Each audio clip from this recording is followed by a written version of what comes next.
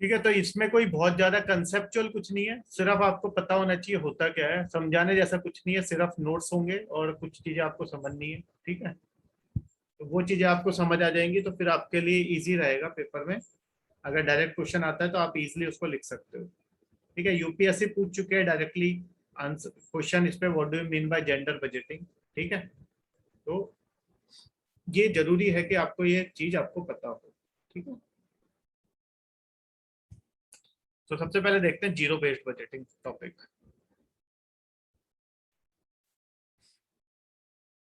इसमें हम पढ़ते जाएंगे और उसके साथ ही समझाते जाएंगे। ठीक है, सो जीरो बेस्ड बजटिंग आपका क्या होता है? जीरो बेस्ड बजटिंग अभी जो हम यूज करते हैं ना, जो आपका अभी हम यूज कर रहे हैं, जो आपको मैंने बजट पढ़ाया था, अगर आपको ध्यान हो तो हमने बजट पढ़ा था जो गवर्नमेंट लेके आती है।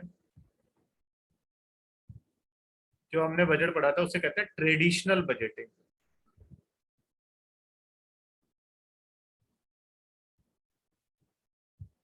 जो अभी हमने बजट पढ़ा था जो उसे ट्रेडिशनल बजटिंग कहते हैं।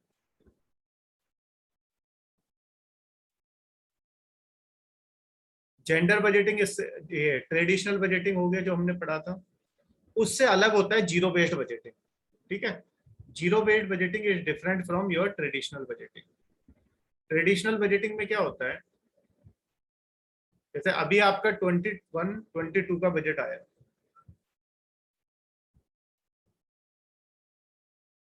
इस बजट में हमने क्या किया, हमने यहाँ पे बेस लिया लास्ट ईयर के बजट को। 2021 के बजट को हमने बेस लिया और उसके बेसिस पे हमने अपना नेक्स्ट ईयर का बजट बनाया। मतलब यहाँ पे हमारे पास ऑलरेडी एक बेस है, मतलब ऐसा नहीं है कि ये हमने कोई नई चीज बनाई। इसके लिए पहले से हमारे पास डेटा है पिछले साल का, उस पिछले साल के डेटा में हमने कुछ चीजें चेंज करके या कुछ चीजें ऐड करके कुछ चीज डिलीट करके एक नई चीज बनाई। यानी इस केस में जो ट्रेडिशनल बजटिंग है, उस केस में हमारे पास इनपुट्स में पहले कुछ होता है। ठीक है, यानी हमारे पास पहले से कुछ चीज बनी हुई है, उसके ऊपर हम कुछ चीज बना रहे हैं। कोई ऐसा नहीं है कि एंटायरली आपकी न्यू थिंग है। जबकि अगर आप जीरो बेस्ड बजटिंग देखोगे तो जीरो बेस्ड बजटिंग जो होती है वो स्क्रैच से शुरू होती है, मतलब बिल्कुल जीरो से, स्क्रैच।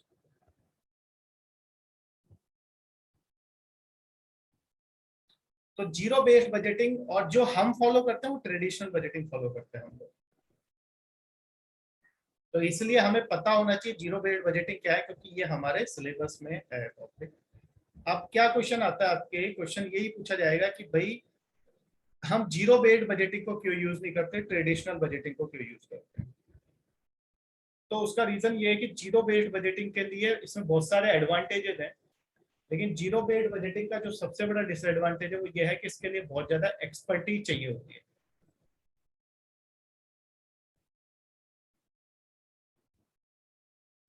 एक्सपर्टीज की बहुत ज्यादा जरूरत है, मतलब जो भी मैन पावर इसमें इन्वॉल्व होगी वो हाईली एक्सपर्टीज होनी चाहिए, उसको हाईली स्किल्ड होनी चाहिए। बाकी जीरो बेस्ड बजटिंग का मतलब ये है कि हर चीज आपकी नए सिरे से बनाई जाएगी। जैसे आपका कोई, मान लो आप कोई घर बनाते हो या फिर मान लो कोई बिल्डर है,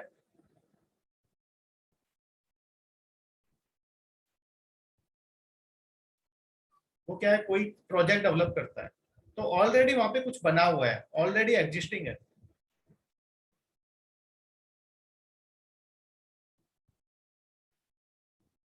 हाँ, ग्रीन फील्ड और ब्राउन फील्ड की तरह ये चीजें। अगर कोई बिल्डर है वो ऑलरेडी एग्जिस्टिंग पे बना रहा है कोई चीज, तो हम कहेंगे उसके पास ऑलरेडी कुछ बेस है, तो ये ट्रेडिशनल है। लेकिन अगर वो पूरा नए सिरे से उसको पूरे को हटा के और वहां पे नई सिरे से बना रहा है, अपनी तरीके से डिजाइन करके बनाएगा, तो हम कहेंगे जीरो से शुरू किया है। तो जीरो बेस्ड ही आपको बताता है कि जीरो से शुरू करना है। आप हमारा बजट देख लो ना, हमारे बजट में क्या होता है, हमारे बजट में हम देखते हैं कि लास्ट ईयर रेलवे को कितना मिला था, इस साल कितना दिया है।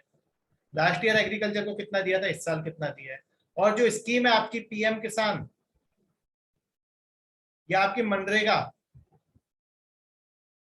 वो जब से चली आ रही तब से चली आ रही है, हम उन्हीं को कंटिन्यू रखते हैं और उन्हीं में एलोकेशन करते हैं। ऐसा नहीं है कि हर साल हमने नई स्कीम लेके आए कि भाई मनरेगा एक साल चलाई, उसका अचीवमेंट ये है, अब हम कुछ नया लेके आएंगे। तो जीरो बेस्ड बजटिंग में क्या है, सब कुछ शुरू से शुरू होता है। ठीक है, तो आप पढ़ लेते हैं, आपको समझ आ जाएगा। Zero based budgeting is an approach to plan and prepare the budget from the scratch. ठीक है, स्क्रैच से शुरू करते हैं। Zero based budgeting starts from zero rather than a traditional budget that is based on the previous budget. With this budgeting approach, you need to justify each and every expense before adding it to the actual budget. देखो traditional में भी तो क्या होता है कि last year railway को दिया था तो इस साल भी रेलवे को देना है, लास्ट ईयर इतना देना था तो इस साल इतना देना है या बढ़ा के देना है। लेकिन इसमें क्या होगा आपका जीरो बेस्ड में कि भाई लास्ट ईयर आपने रेलवे को दिया तो आप देखोगे कि रेलवे ने उसका यूटिलाइजेशन किया या नहीं किया। जब अब आप लास्ट ईयर कितना दिया, उसका कितना यूटिलाइजेशन किया, वो आपने एक साल में देख लिया। अब जब आप नया बजट बनाओगे तो इसको भूल जाओ। अब आप देखोगे कि रेलवे की क्या रिक्वायरमेंट है इस साल की, कितना उसको बजट देना चाहिए। पिछले वाले से हमें कुछ नहीं लेना देना, पिछला वाला खत्म हो गया। अब आपको नए साल का नए से बनाना, मतलब ये नहीं देखना पिछले साल कितना दिया था, आप नए साल का वापस से आप पूरा एनालिसिस करो, पूरी स्टडी करो, फिर बनाओ। तो जीरो बेस्ड बजटिंग इस तरीके से काम करती है। ठीक है, the primary objective of zero based budgeting is the reduction of unnecessary cost by looking at where costs can be cut.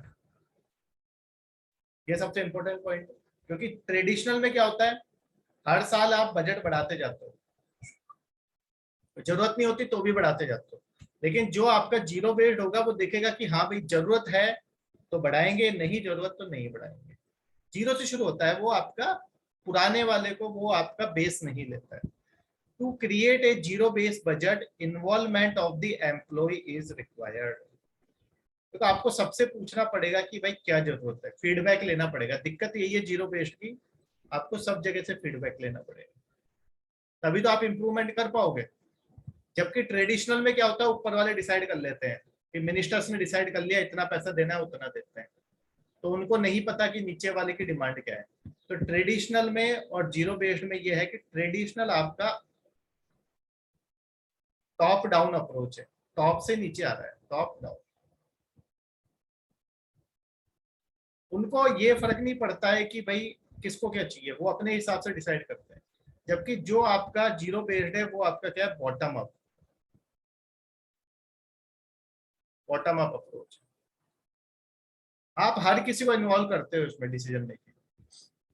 ठीक है, तो यहाँ पे हर किसी को देख, कहने को इंडिया डेमोक्रेसी है, ठीक है, of the people, by the people, for the people, लेकिन क्या हर जगह पे इन्वॉल्वमेंट है पब्लिक का? नहीं है। ठीक है, अपने हिसाब से पॉलिसी डिसाइड की जाती है।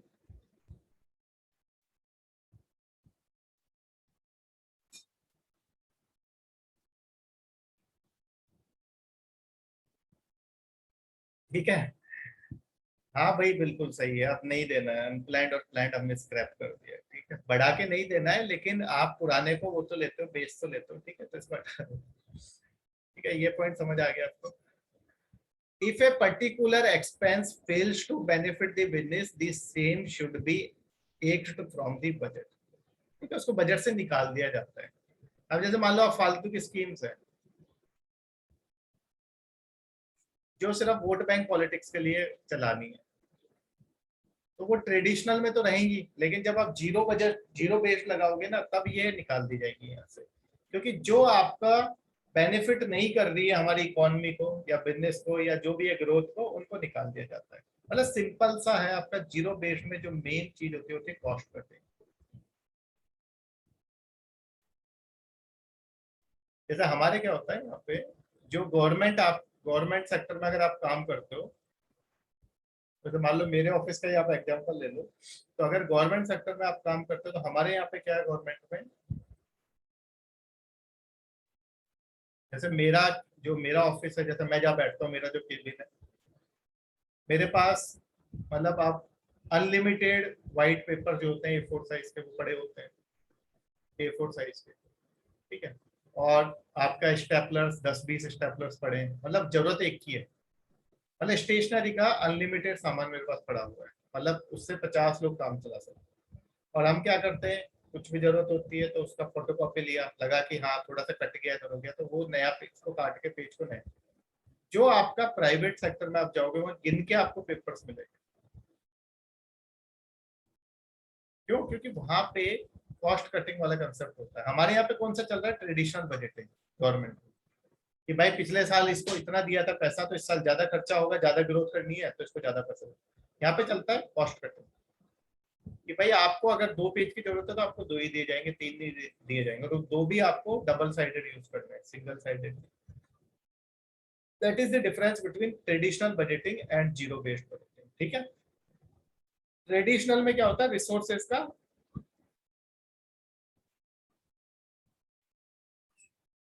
मिस यूटिलाइजेशन होता है। ठीक है? जबकि जीरो बेस्ड में क्या होता है? Optimal utilisation.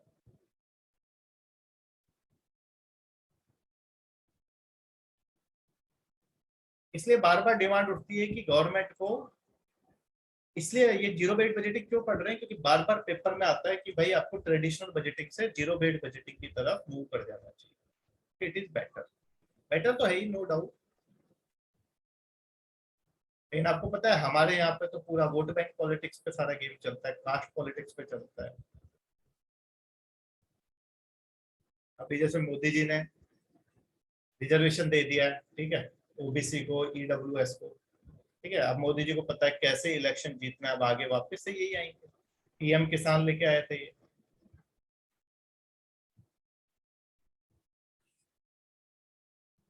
ठीक है, तो देखो सीधी सी बात है, आप कितना ही, आप भले से आपके आदर्श कितने ही ऊंचे हो, आपके मोरल्स कितने ही हाई हो, but human being is selfish by nature.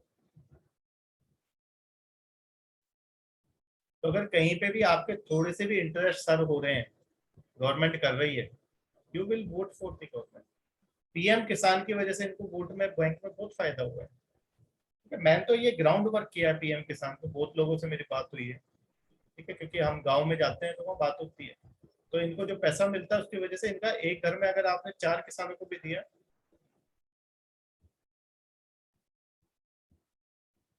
EWS is not for vote bank. देखो इस पर मैं बहस नहीं करना चाहता प्रियंका। हाँ, अब मैं इस पे बहस नहीं करना चाहता। It is a different thing. अगर करंट अफेयर्स पढ़ा रहे होते तो आपको ये सब चीजों पे हम बहस करते। अभी मैंने आपको बोला है सिर्फ, इट्स नेसेसिटी। नेसेसिटी कुछ नहीं होती है दुनिया में। ठीक है, अभी आप जो इतना पढ़ा रहे हैं उतना पढ़िए। तो no need to discuss all this things. आपको ऐसा लगता है कि इट इज अ नेसेसिटी तो ठीक है, okay.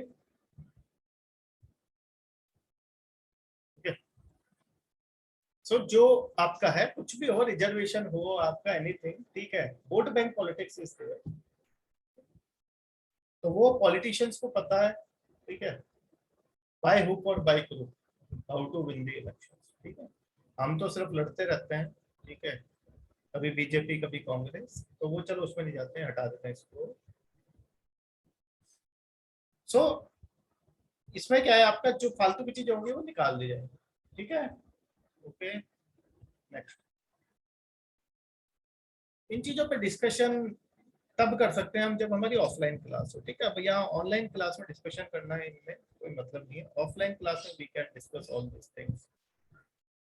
We can discuss human empowerment, we can discuss Sabarimala, we can discuss triple talaq, we can discuss uniform skill code, we can discuss EWS, we can discuss each and everything. I am open to all discussions, but not in online classes, क्योंकि यहाँ पे time कम है, हमें syllabus भी खत्म करना है, और दूसरी बात, जब तक फेस टू फेस आपसे बात नहीं हो समझ नहीं आता। ठीक है, यहाँ पे आप मुझे गाली भी दे दोगे, मैं क्या करूँ? ठीक है। तो यहाँ क्या है कि वर्चुअल में हमने जब रिजर्वेशन मैंने पढ़ाया डिटेल में, ठीक है, पूरा पूरा डिटेल में पढ़ाया मैंने रिजर्वेशन करंट अफेयर्स में, कि होना चाहिए नहीं होना चाहिए, किसको देना चाहिए किसको देना चाहिए, क्यों देना चाहिए। कास्ट सिस्टम पूरा पढ़ाया जब हमने करंट अफेयर्स में पढ़ाया। सबरीमाला पढ़ाया, ट्रिपल तलाक पढ़ाया, सब इश्यूज हमने डिस्कस किए थे। ठीक है, तो I am very much open to discussion and I am very much neutral when it comes to discussion.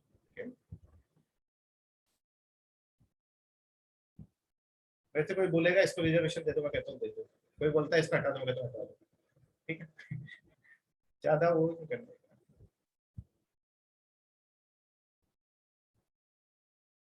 Current affairs देखेंगे बाद में, चलो अभी इसको तो खत्म करें यार, इकोनॉमी खत्म होने में नहीं आ रही या इकोनॉमी खत्म होने में नहीं आ रही, करंट अफेयर्स की बातें शुरू हो गई।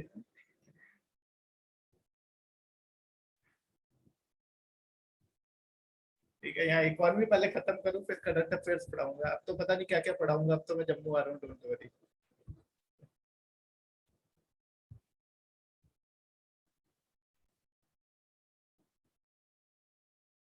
हाँ तो हम भी, हम कब कह रहे हैं कि पांडे सर नहीं पढ़ा रहे हैं, पांडे सर पढ़ा रहे हैं तो आप पांडे सर पढ़ा ही रहे हैं, पांडे सर जब पांडे सर पढ़ा रहे हैं तो हम नहीं पढ़ाएंगे, ठीक है।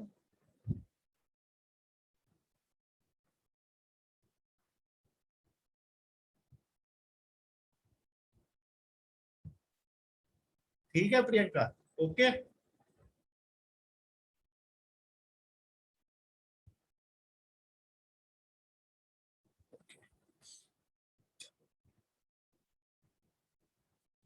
दिक्कत ये भी है ना, क्लासेस रिकॉर्ड होती हैं, दिक्कत तो इसमें ज्यादा हम इधर उधर की बातें नहीं कर सकते, नहीं तो बच्चा जो रिकॉर्डेड क्लास देखेगा वो बोलेगा कि सर तो पढ़ाते हैं नहीं, बातें करते करते। ठीक है, तो इसको खत्म करते हैं टॉपिक को, उसके बाद आगे बात करें।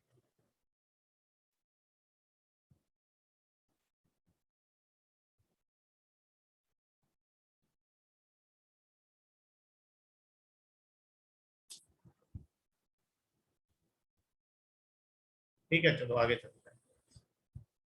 मुझे इतनी देर से समझ नहीं आ रहा था कि स्टूडेंट कौन है, अब जाके समझ आया कि कौन ये इस नाम से एंटर हुआ है क्लास में।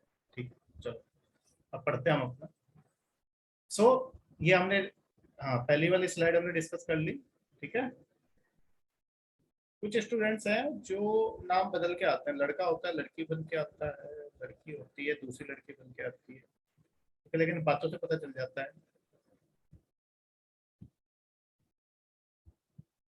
ठीक है।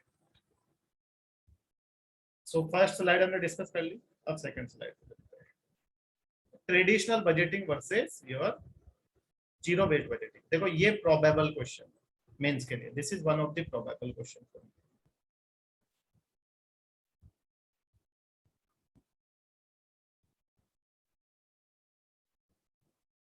Difference between traditional budgeting and your zero based budgeting, क्योंकि इस पर डिबेट चलती रहती है कि ट्रेडिशनल बजटिंग को रिप्लेस कर देना, तो वो आपसे डायरेक्ट क्वेश्चन पूछ सकता है कि भाई what do you mean by zero based budgeting and how it is different from your traditional budgeting.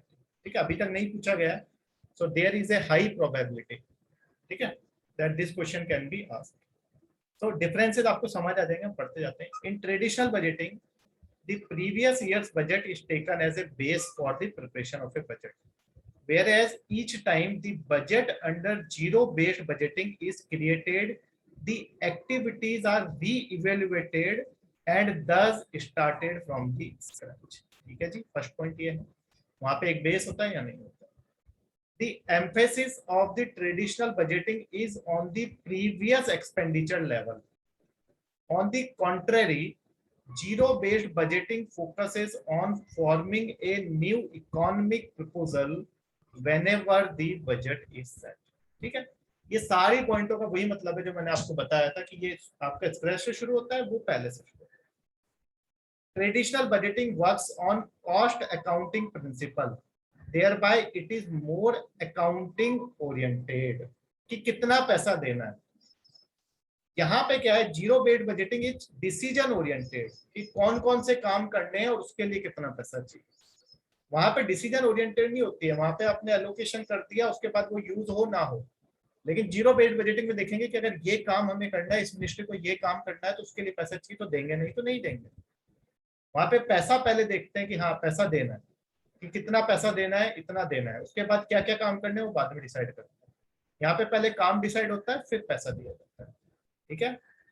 In the traditional budgeting, justification of the line items and expenses are not at all required। ठीक है, जो भी आपके line items हैं या फिर expenses, मतलब line item जिन पर डिसीजन किया गया है, जिन चीजों पे, उनका कोई जस्टिफिकेशन नहीं होता है। On the other hand, In zero based budgeting, proper justification is required taking into account the cost and benefit. मैंने अभी आपको प्राइवेट और गवर्नमेंट सेक्टर का भी एग्जांपल दिया, वही वाली बात है यहाँ पे, ठीक है। Next, in traditional budgeting the top management, अभी मैंने आपको बताया था top to down, top down approach होती है।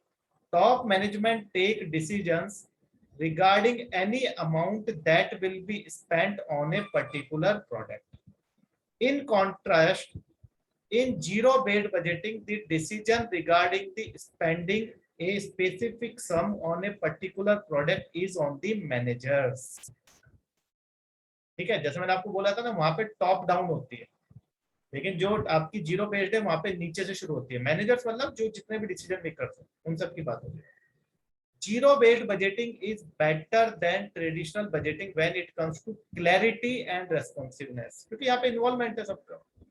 ट्रेडिशनल बजटिंग फॉलोज ए मोनोटोनस अप्रोच, ठीक है, monotonous approach. On the contrary, zero based budgeting follows a straight forward approach. देखो हमेशा आपका क्या होता है ट्रेडिशनल में, मोनोटोनस अप्रोच है। मोनोटोनस अप्रोच क्यों है? क्योंकि आपका फिक्स है कि पिछला बजट देखना, उसके हिसाब से अगला बजट बनाना। जबकि जीरो बेस्ड बजटिंग आपकी स्ट्रेट फॉरवर्ड अप्रोच है कि हर बार आपको क्या करना है, हर बार आपको नए तरीके से डिसीजंस लेने, जैसी डिमांड उस हिसाब से आपको चीजें देखनी, ठीक है। तो दोनों में ये फर्क है, वो मोनोटोनस है, एक सा ही आपको हमेशा करना है, यहाँ पे आपका एज पर दी रिक्वायरमेंट आप करते हो, ठीक है। जैसे जब आप आईएएस का इंटरव्यू लेने जाते हो ना, तो आईएएस में पूछते हैं why do you want to be an IAS. Suppose you are in job, suppose you are a teacher, और कुछ और जॉब हो आपको, मान लो you are a finance finance inspector, ठीक है, फाइनेंस इंस्पेक्टर का भी आपका, और you are A Patwari.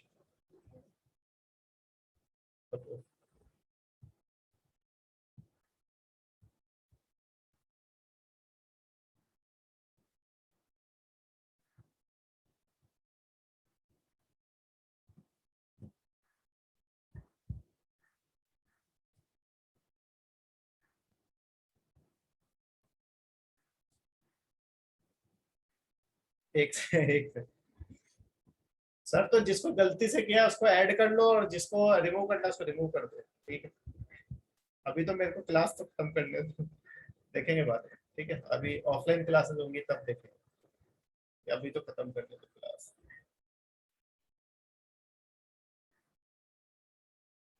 Okay, ठीक है, एक सेकेंड वेट करो।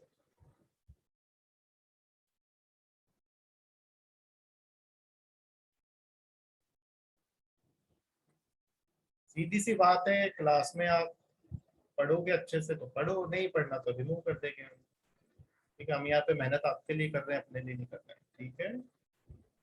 तो आगे, वैसे भी सिलेबस खत्म कराना है, इन चीजों में हम पढ़ गए तो कैसे काम चलेगा, फिर बच्चे बोलेंगे सर देखो अभी खत्म नहीं हुआ। तो मैं ट्यूसडे तक खत्म करने का, कल भी क्लास लूंगा आपकी 3 to 5। अभी देखते हैं, ये आज खत्म करनी है मुझे ये वाले टॉपिक, ठीक है। अभी आपका कितना बजे है? अभी आपका 3:30 तो बच गया है। अब 5 बजे, 5:30 बजे, 6 बजे ये टॉपिक मैंने खत्म करना है। तो जितनी शांति से सुनोगे उतने ज्यादा बेटर है, ठीक है। क्योंकि कल फिर बाकी का मैंने दूसरी वाली स्लाइड खत्म करनी है, फिर हमारे पास सिर्फ रह जाएगा एक आपका माइक्रो का, ठीक है। और जो छोटे मोटे टॉपिक होंगे I will give you the notes.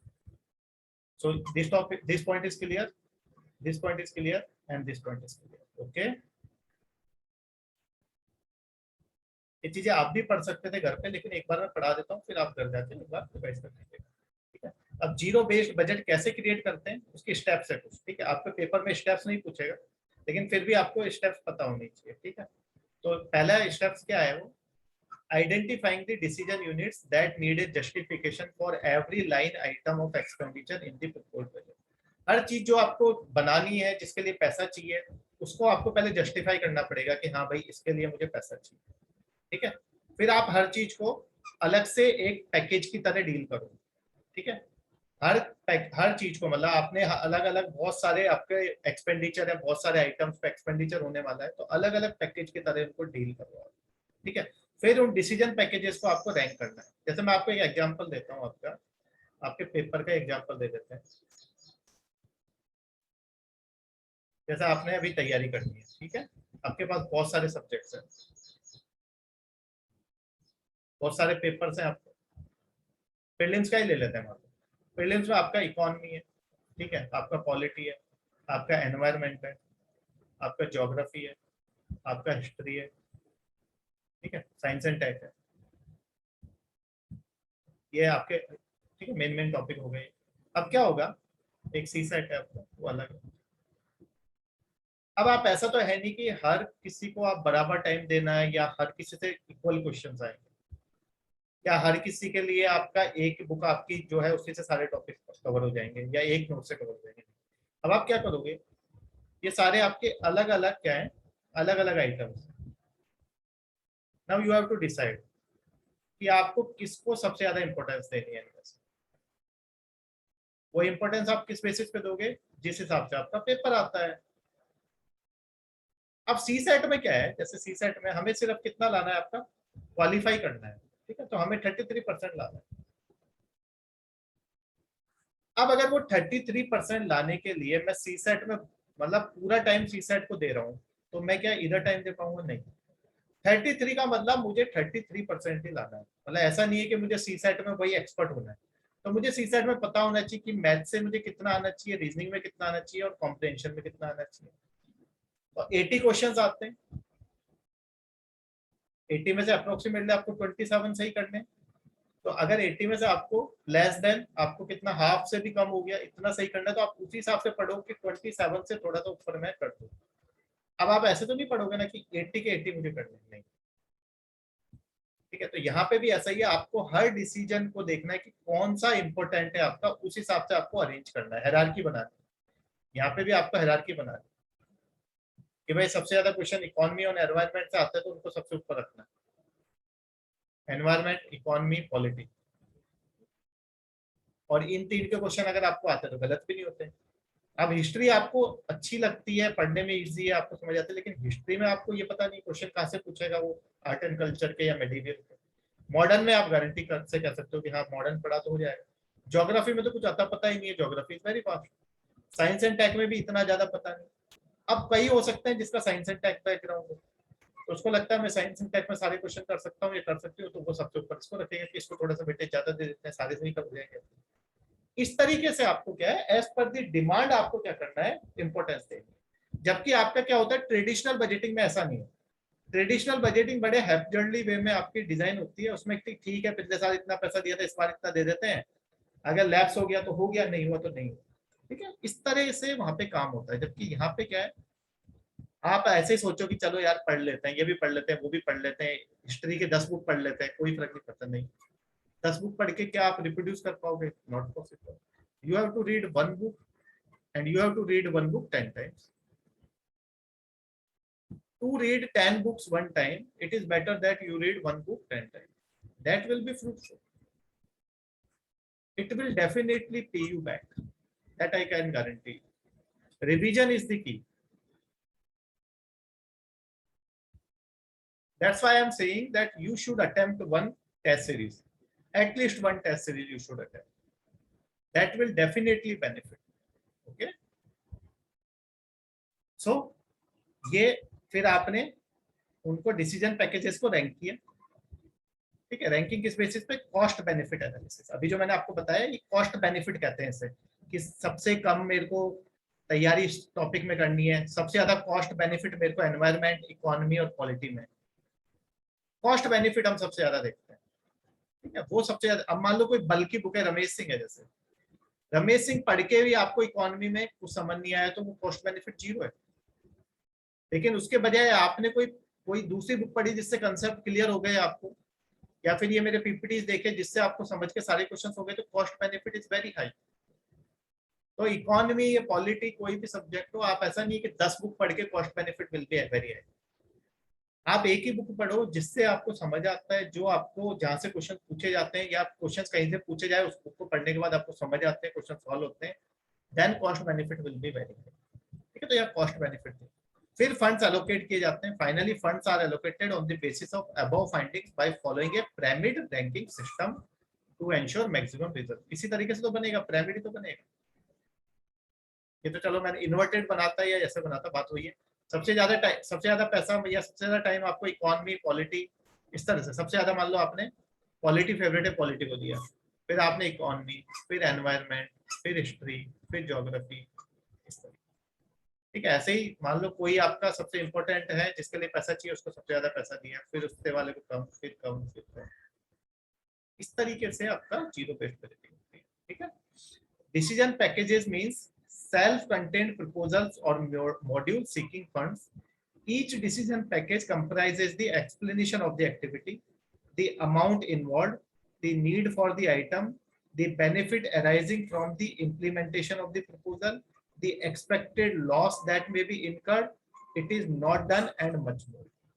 ठीक है, ऐसे ही आप भी तो यहाँ पे वही करते हो ना कि भाई इसको पढ़ना ही पड़ेगा, नहीं तो इससे इतने क्वेश्चन आते हैं, अगर इसको नहीं पढ़ा तो इतने क्वेश्चन का लॉस हो जाएगा, पूरा पेपर ही आपका गायब हो सकता है, एक अटेम्प्ट आपका पूरा का पूरा खराब हो सकता है।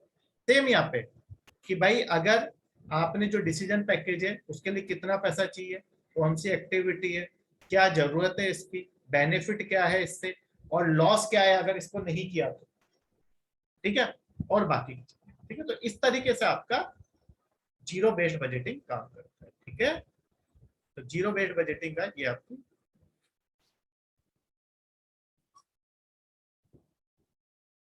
ठीक है, आगे।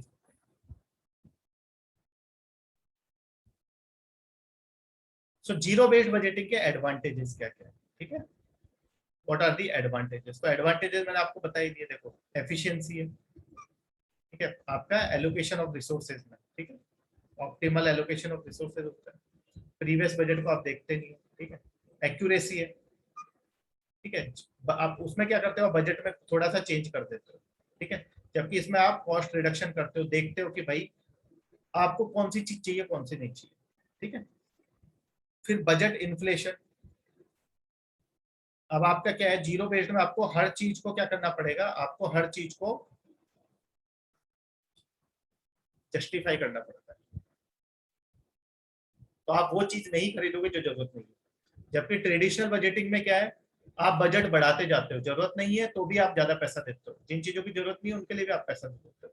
ठीक है, तो उसमें बजट इन्फ्लेशन मतलब उन चीज जब जरूरत नहीं है वहां पे भी ज्यादा पैसा आप अलोकेट करते हो। ठीक है, फिर कोऑर्डिनेशन एंड कम्युनिकेशन, ठीक है, यहाँ पे आपको पता ही है, मैंने बोला था बॉटम अप अप्रोच है, तो एम्प्लॉइज का भी इन्वॉल्वमेंट होगा decision making, they will feel good. ठीक है, और रिडंडेंट एक्टिविटीज, जितनी भी आपकी अनप्रोडक्टिव या रिडंडेंट एक्टिविटीज, रिडंडेंट का मतलब एक ही चीज बार बार जो की जाती है, जैसे मान लो आपका ट्रेडिशनल बजटिंग है, उसमें फार्मर से रिलेटेड, हेल्थ से रिलेटेड दो स्कीम है, ठीक है, मान लो हेल्थ से रिलेटेड एक स्कीम और दो स्कीम, दोनों का ऑब्जेक्टिव सेम है लेकिन दोनों के लिए मैंने अलग अलग पैसा दे रखा है, दैट इज वेस्टेज। भले से आप पैसा दोनों को क्लब करके सेम दे दो, कम से कम मैन पावर को तो बचाओगे आप, अब अलग अलग स्कीम के लिए आपने अलग अलग मैन पावर लगाई। ठीक है, तो इम्प्लीमेंटेशन के लिए आपको प्रॉब्लम आती है। तो ट्रेडिशनल बजटिंग में जो आपका रिडंडेंसी होती है या फिर जो आपका अनप्रोडक्टिव एक्टिविटीज होती है वो सारी आपकी किस में जाती है, जीरो बेस्ड बजटिंग में रिमूव हो जाती है। ठीक है, तो ये आपको याद रखने हैं पांचों पॉइंट। अब क्या है कि पेपर में ये सब कुछ तो याद आता नहीं है, लेकिन जितना मैंने आपको बोला है, देखो क्या लिखा है इसमें, दैट इज नॉट इम्पोर्टेंट, ये क्या लिखा है, ये क्या लिखा है, ये क्या लिखा है, ये क्या लिखा है, दैट इज नॉट, मैंने जो बोला है अगर आप वो भी लिखाओगे, एफिशिएंसी और उसमें जो लाइन मैंने बोली, accuracy, budget inflation, coordination, because it is not possible to remember all this words, ठीक है, all this things word by word, ठीक है, you have to write answers in your own words, that's why understanding is important. If you have good understanding of every concept, every topic, then you will be able to write good answers, and those good answers which will fetch you very good marks. अगर आप रटने की कोशिश करोगे, if you try to mug up all these things, then life will be very difficult for you. You have to understand the things. अगर आप समझोगे तो आपका सिलेक्शन कोई नहीं रोक सकता, because you have a lot of things to study. You need to understand the things. Understand it, write it. Understand it, write it, revise it. Okay, that is the only thing. UPSC and your JKPSC is not about prelims, it is about mains. Prelims तो आप मेरे ख्याल से अगर 25-30 दिन भी अच्छे से पढ़ लोगे you will be able to clear it. लेकिन मेंस में अगर आपने 2 साल भी पढ़ा है, अगर आपको नहीं पता कैसे लिखना है, you will not be able to clear it. और अगर आपको पता है कैसे लिखना है तो 3-4 महीने भी आपने अच्छे से पढ़ा है, you will be able to clear the mains exam. Now next is disadvantages. ठीक है, जब एडवांटेजेस है तो डिसएडवांटेजेस भी होंगे। तो हाई मैन पावर टर्नओवर, मैंने आपको पहले ही बताया था, मैन पावर ज्यादा चाहिएगा, हर चीज को आपको डिस्कस करना है। टाइम कंज्यूमिंग, वो भी हर चीज को आपको डिस्कस करना है तो टाइम कंज्यूमिंग है। फिर हमारे एक्सपर्टीज की काफी कमी है। ठीक है, तो ये 3 प्रॉब्लम है। हाई मैन पावर, हर चीज के लिए आपको डिस्कस करना पड़ेगा, हर चीज के लिए आपको मैन पावर चाहिए, ह्यूमन रिसोर्सेज। टाइम कंज्यूमिंग है। ट्रेडिशनल में तो पुराना बजट देखा, जैसे आपको एक बिल्डिंग के ऊपर बिल्डिंग बनानी है, जैसे मेरा घर बना हुआ है, मान लो मेरे घर पे पहले से आपका एक बेसमेंट बना हुआ है, ये फर्स्ट फ्लोर बना हुआ है। अब मुझे इसके ऊपर सेकंड फ्लोर बनाना है, थर्ड फ्लोर बनाना है, बहुत कम टाइम लगेगा। लेकिन जब आपको शुरू में ही आपको ये, ठीक है, जब आपने फाउंडेशन डाल के पूरा बनाना पड़ता है, इट विल टेक टाइम। अब जैसे इकोनॉमी जब आपको बिल्कुल नहीं आती थी तो आपको बड़ी प्रॉब्लम थी, अब आपको इकोनॉमी आती है, अब आपको कोई भी बुक पढ़ोगे, कोई भी कंसेप्ट पढ़ोगे, that will be easy for you. तो वहां पे क्या था, आपका ट्रेडिशनल में आपको पहले से फाउंडेशन है, आपके पास पुराना वाला बजट। लेकिन यहाँ तो सब कुछ नया है, तो इट विल टेक टाइम। और एक्सपर्टीज तो चाहिए ही चाहिए आपको, क्योंकि हर चीज को आपको डिस्कस करना है। ठीक है, तो एक्सपर्टीज चाहिए, ऐसा नहीं है कि भैया आपने बोल दिया दे दो इसको इतना पैसा। जब आप प्राइवेट अगर किसी कंपनी में काम करते हो तो वो हर चीज को देखते हैं। जैसे मैंने आपको बताया था, इन्वेंट्री वाला कंसेप्ट बताया था जब, कि हम इतनी शर्ट्स क्यों बना रहे हैं। ठीक है, तो एक्सपर्टीज चाहिए ना भाई, आपको पूरा वो स्टडी करनी पड़ती है हर चीज की। ठीक है, तो दीज आर दी प्रॉब्लम। ठीक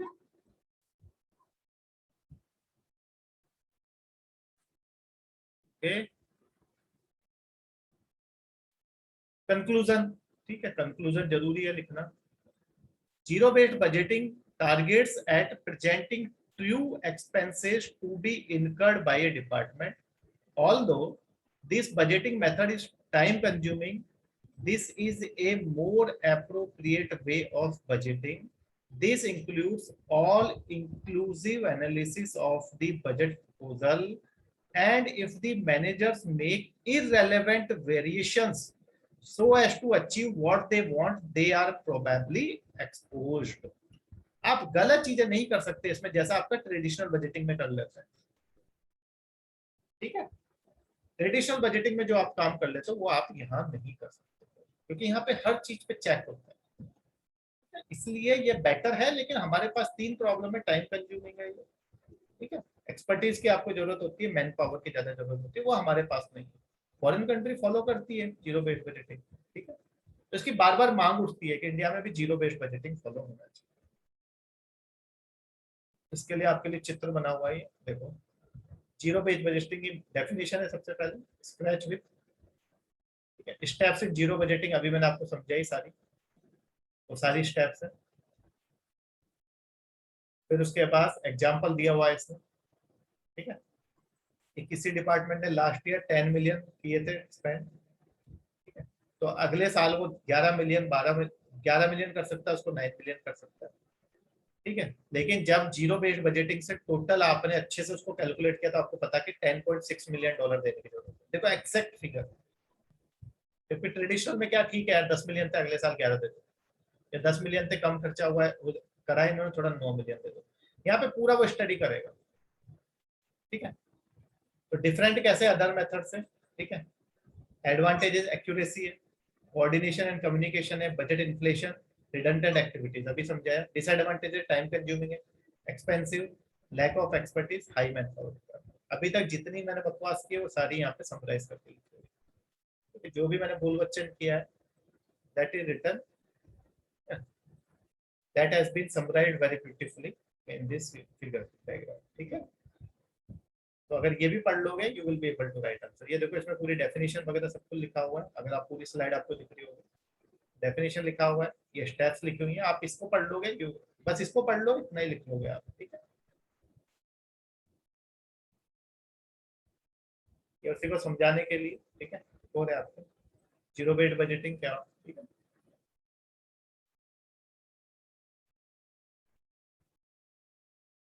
यहाँ पे जो एमडीएस लिखा हुआ है, इस MDAs की फुल फॉर्म है मिनिस्ट्रीज, डिपार्टमेंट्स एंड एजेंसीज, ठीक है, मिनिस्ट्रीज, डिपार्टमेंट्स एंड एजेंसीज।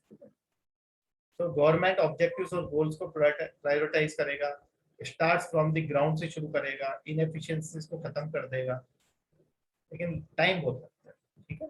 तो ये फायदे हैं, और यार एक ये टाइम वाला प्रॉब्लम है, बाकी तो सब आपको एडवांटेजेस, ठीक है, क्लियर है।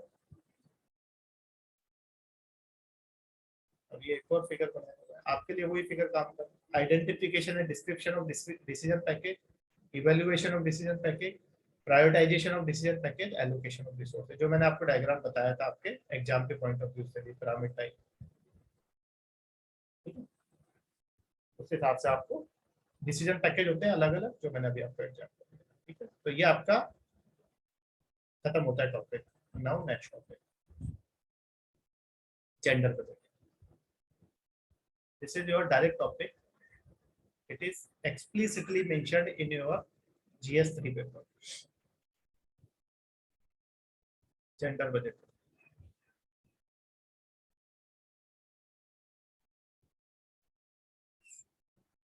ठीक है। एक्सप्लिसिटली मेंशन है, ऐसा नहीं है कि इम्प्लिसिटली छुपा हुआ है कहीं पे, उन्होंने क्लियरली मेंशन किया जेंडर बजट, ठीक है। और डायरेक्ट यहाँ से क्वेश्चन आया है यूपीएससी में, ठीक है, 2-3 बार क्वेश्चन पूछा। तो there is a high probability that they will ask you a question on this, direct question, because there is lot of discussion on human empowerment,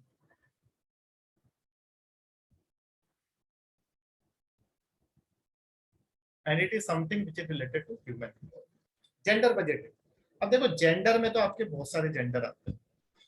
gender का मतलब सिर्फ सिर्फ ये थोड़ी ना होता है कि फीमेल मेल, ठीक है, सिर्फ फीमेल हो गई, मेल भी होता है। तो जेंडर में तो आपके बहुत सारे बजट आते हैं, बहुत सारे बजट क्या सॉरी जेंडर आते हैं, मेल, फीमेल, और आजकल एक और ऐड कर दिया ट्रांसजेंडर।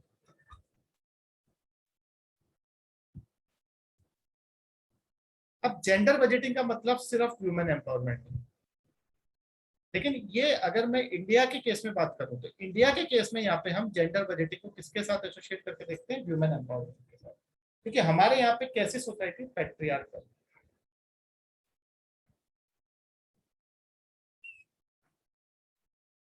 ठीक है। तो यहाँ पे हमारे मेल डोमिनेटेड सोसाइटी, इस वजह से हम जब भी बात करते हैं जेंडर बजटिंग की, तो हम वहां पे बात करते हैं ह्यूमन एम्पावरमेंट, यानी ह्यूमन स्पेसिफिक बजटिंग। तो जेंडर बजटिंग कंसेप्ट क्या कहता है कि आपको बजट जो बना रहे हो आप, उसमें आपको फीमेल जेंडर को ध्यान में रखते हुए, ठीक है, फीमेल जेंडर को ध्यान में रखते हुए आपको बजट बनाना चाहिए, एलोकेशन करना चाहिए रिसोर्सेज का।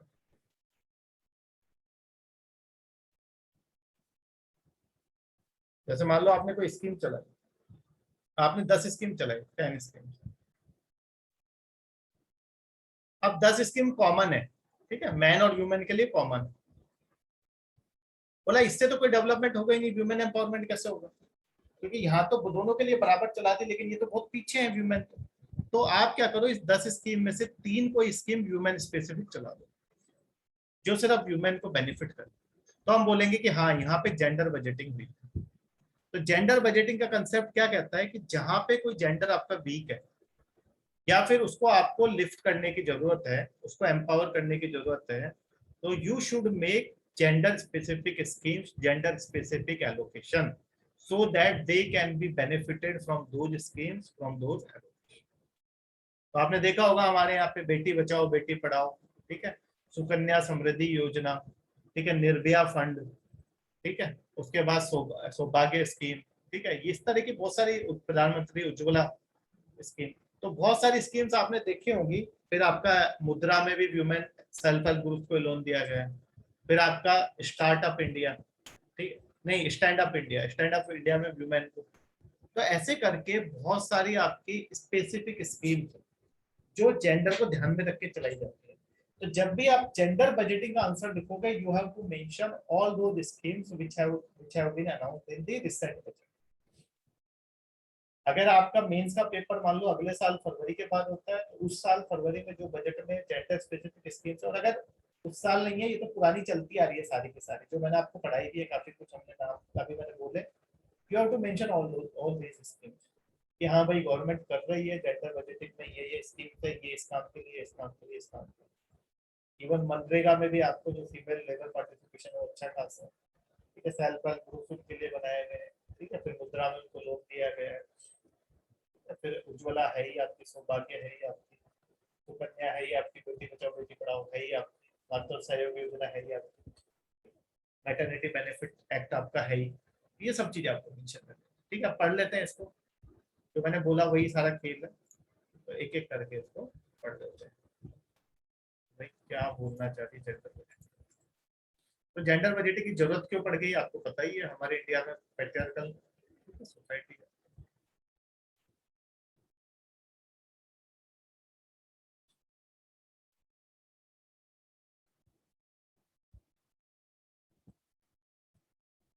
आप ही देखो ना, आपने अभी भी डिफेंस का भी आपने पढ़ा होगा कि पहले इनको मतलब इक्वल रोल नहीं दिया गया था, ठीक है।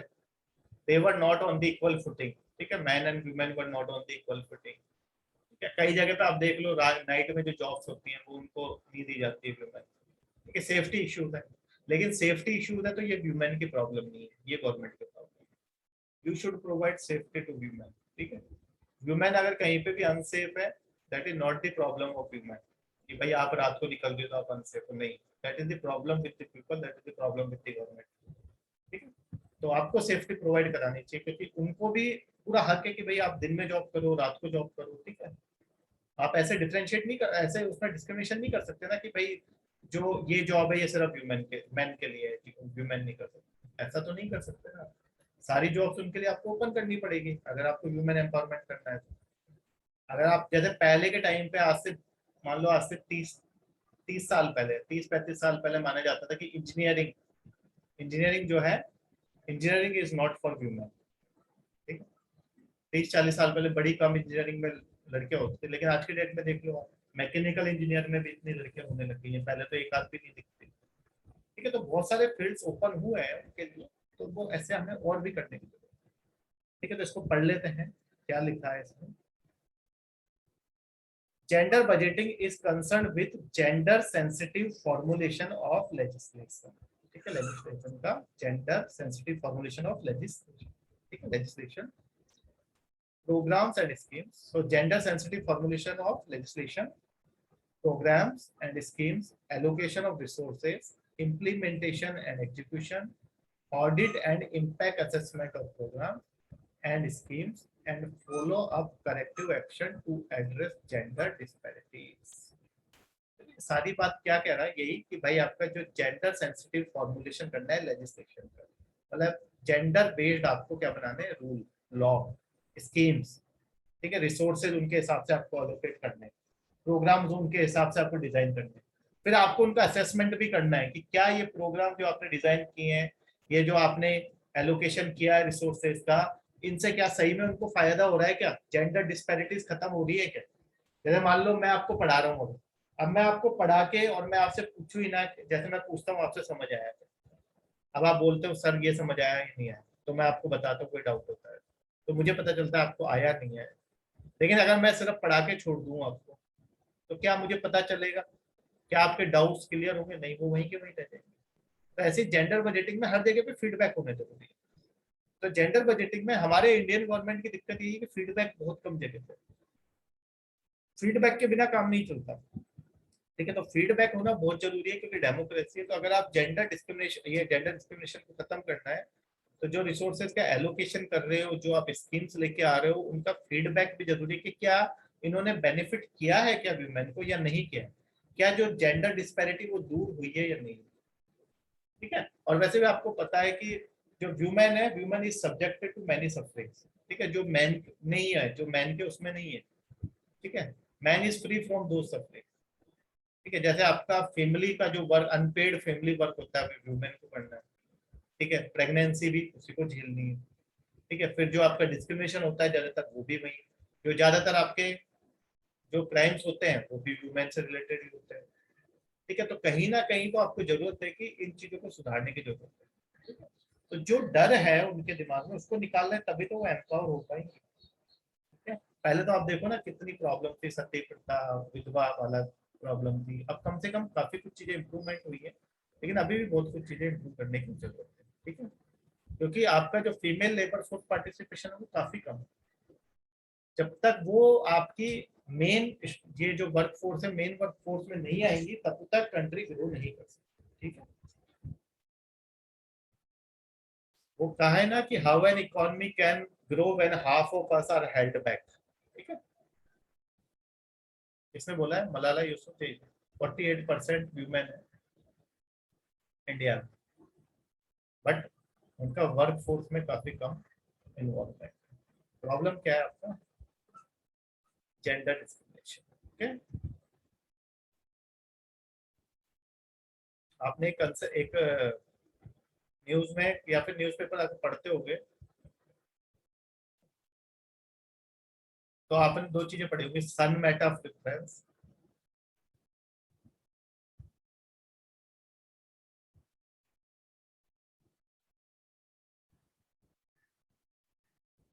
और मिसिंग ह्यूमन।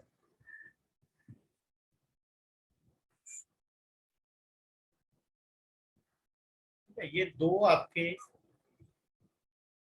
बहुत बड़े क्राइम्स हैं, मतलब बहुत बड़े डिस्क्रिमिनेशन है किसके साथ? ह्यूमन के साथ।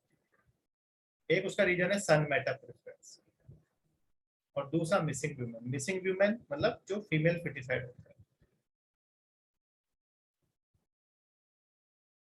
आप हरियाणा, पंजाब इधर चले जाओ, फीमेल फिटिसाइड कॉमन है वहां पे। आपको लगता होगा कि हम पढ़े लिखे हैं, हम तो इतने समझदार हैं, लेकिन जो आप पढ़े लिखे लोग भी है बहुत, उनके साथ में उनकी मेंटेलिटी बड़ी लो होती है। ऐसा कुछ नहीं है, बहुत पढ़े लिखे लोगों की मेंटेलिटी, आप मेंटेलिटी का किसी का कुछ नहीं बता सकते। तो पढ़ाई लिखाई वो वाली बात है कि आपको नॉलेज जरूर देती है, ठीक है, लेकिन जो आपकी मेंटेलिटी है, अगर वो उसको चेंज करना बहुत मुश्किल है। ठीक है, सो क्या है, नॉलेज देती है आपको, लेकिन विजडम नहीं देती ना भाई। जो पढ़ाई है वो आपको नॉलेज देती है, लेकिन विजडम नहीं देती। विजडम तो आपने खुद ही लाना पड़ेगा अपने आचरण से। ठीक है ना? अब मैं आपको कितना ही पढ़ा लिखा लूं, अगर कोई बदतमीज है, वो बदतमीजी करना है क्लास में तो करेगा। ठीक है, अगर उसको उसका है ही, मतलब उसके इस तरह का बिहेवियर है कि उसको करना है तो वो करेगा। लेकिन वो विजडम खुद उसको आएगा, जब आएगा, जिस दिन उसको फील होगा कि यार मैं गलत कर रहा हूँ, उस दिन उसको वो चीजें करना बंद कर देगा। तो नॉलेज आपको दे सकता हूँ मैं, विजडम आपको खुद लाना पड़ेगा। ठीक है, विजडम आपको खुद से जनरेट करना पड़ेगा, but this knowledge will help, this knowledge will help. तो यहाँ पे भी यही प्रॉब्लम है, पढ़े लिखे जो आपका फीमेल फिटिसाइड है बड़ा है। आप देखो हरियाणा पंजाब में क्यों सेक्स रेशियो कम है, दैट इज द रीजन। और दूसरा सनमेट ऑफ डिफरेंस, लोगों को बेटा चाहिए होता है, तो उसके लिए वो बच्चे पैदा करते रहते हैं। उस चक्कर में मान लो 4-5 लड़कियां पैदा हो गई, तो फिर उनके साथ सौतेला व्यवहार होता है, उनकी कोई केयर नहीं होती, उनको अच्छे स्कूल में पढ़ाया नहीं जाता, क्योंकि वो तो क्या है, अनवांटेड। उनको तो बेटा चाहिए था, इस चक्कर में बेटी आ गई। तो इस वजह से भी डिस्क्रिमिनेशन है, सन मेटा प्रेफरेंस की वजह से। और दूसरा फीमेल फिटिसाइड ही तो है।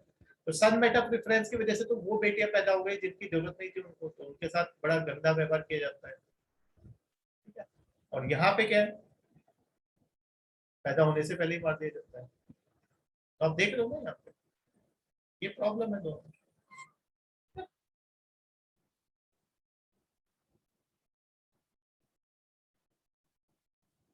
प्राइमरी एजुकेशन इंपॉर्टेंट नहीं है, देखो ऐसी बात नहीं है आदिश्वर। गांव में भी, आप विलेजेस में भी जाओगे, जैसे मेरा गांव है, आप विलेजेस में भी जाओगे, वहां के लोग इतना मीठा बोलते हैं ना, they are very sweet, they are very sweet.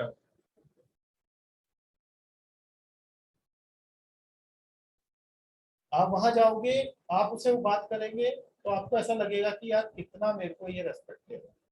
जबकि वो इतने पढ़े लिखे नहीं है, गांव के लोग हैं, ज्यादा पढ़े लिखे उनमें ज्यादातर एजेड है, जिन्होंने कभी 10th तक भी पढ़ाई नहीं करी, but they will welcome you. ठीक है, खाना खिलाएंगे आपको, पानी पिलाएंगे, चाय पिलाएंगे। ऐसे ही आप शहर में किसी के घर चले जाओ, कोई अंदर बुला के राजी नहीं कि चाय पिला दो। तो ये ऐसा नहीं है ना कि पढ़ाई लिखाई से आपका बिहेवियर बनता है या विजडम जनरेट होता है। Manners are manners. मैनर्स तो एक बिना जो पढ़ा लिखा नहीं होगा उसको भी होते हैं। बच्चे जो होते हैं, छोटे बच्चे, उनमें से कई देखो, कई बहुत वेल मैनर्ड होते हैं, कई छोटे बच्चे वो बचपन का प्यार देना भूल नहीं करना। यार वो भी मैनर्ड है, लेकिन वही अपनी अपनी एक्टिविटीज होती है, तो दैट डिपेंड्स। ठीक है, ऐसा नहीं है कि पढ़ाई से आप वेल कल्चर्ड या वेल मैनर्ड हो जाओगे। पढ़ाई सिर्फ आपको नॉलेज देती है, but you have to use that knowledge. ठीक है, गौतम बुद्ध के पास सब कुछ था, लेकिन उनको विजडम चाहिए था, उस विजडम की खोज में उन्होंने सब कुछ छोड़ा।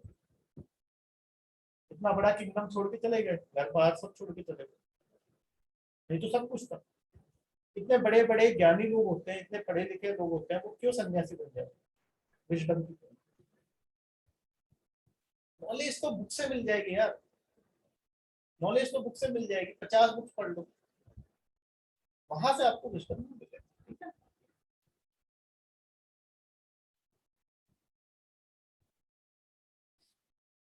बिहेवियर आपका अलग चीज है, नॉलेज आपकी अलग चीज है। ठीक है,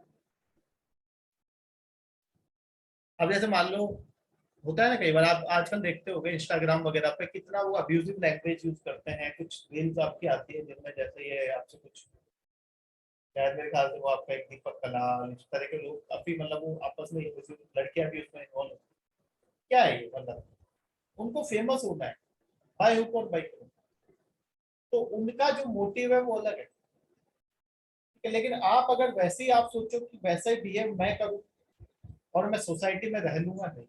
अगर आप आज की डेट में बॉलीवुड में आप कुछ भी करो, वो दिन रात को उनका फिक्स है कि रात को उनको कोकेन लेनी है, रात को उनको, क्योंकि उसके बिना वो शूटिंग नहीं कर सकते, इतना उनका उसमें शेड्यूल ही ऐसा रहता है। तो डिपेंड्स, अब आप क्लास में सोचो कि मैं क्लास में बैठा हूँ और मैं क्लास में भी मिसबिहेव करूँ या फिर मैं क्लास में कुछ भी बोलूँ, वो चलेगा? वो नहीं चलता। आप दोस्तों में कुछ भी बोलो, हम भी दोस्तों में कुछ भी बोलो। अब कल को मान लो मैं आपसे ऑफलाइन क्लास लूंगा या क्लास के बाहर मैं आपको मिलूंगा, हम मिलेंगे आपस में, तो हम इनफॉर्मल वे में बात करेंगे जो भी हो। फिर आप, हम कॉफी भी पी सकते हैं, चाय भी पी सकते हैं, घूमने भी जा सकते हैं, पिकनिक पे भी जाते हैं हम लोग। लेकिन आप, वो क्या होता है कि वो आपका क्या होता है, एक इनफॉर्मल अलग होता है, फॉर्मल अलग। अब आप यहाँ पे थोड़ी ना आप फालतू की बातें कर सकते हो, बिकॉज हम यहाँ पे एक टीचर स्टूडेंट वाला है, जब यहाँ से बाहर चलेगा कि all are friends, that is the difference. ठीक है, आपको देखना चाहिए कि आप कहाँ बैठे हो, कैसे बैठे हो, किस तरह से आपको बिहेव करना है, वही wisdom, that is the wisdom. ठीक है,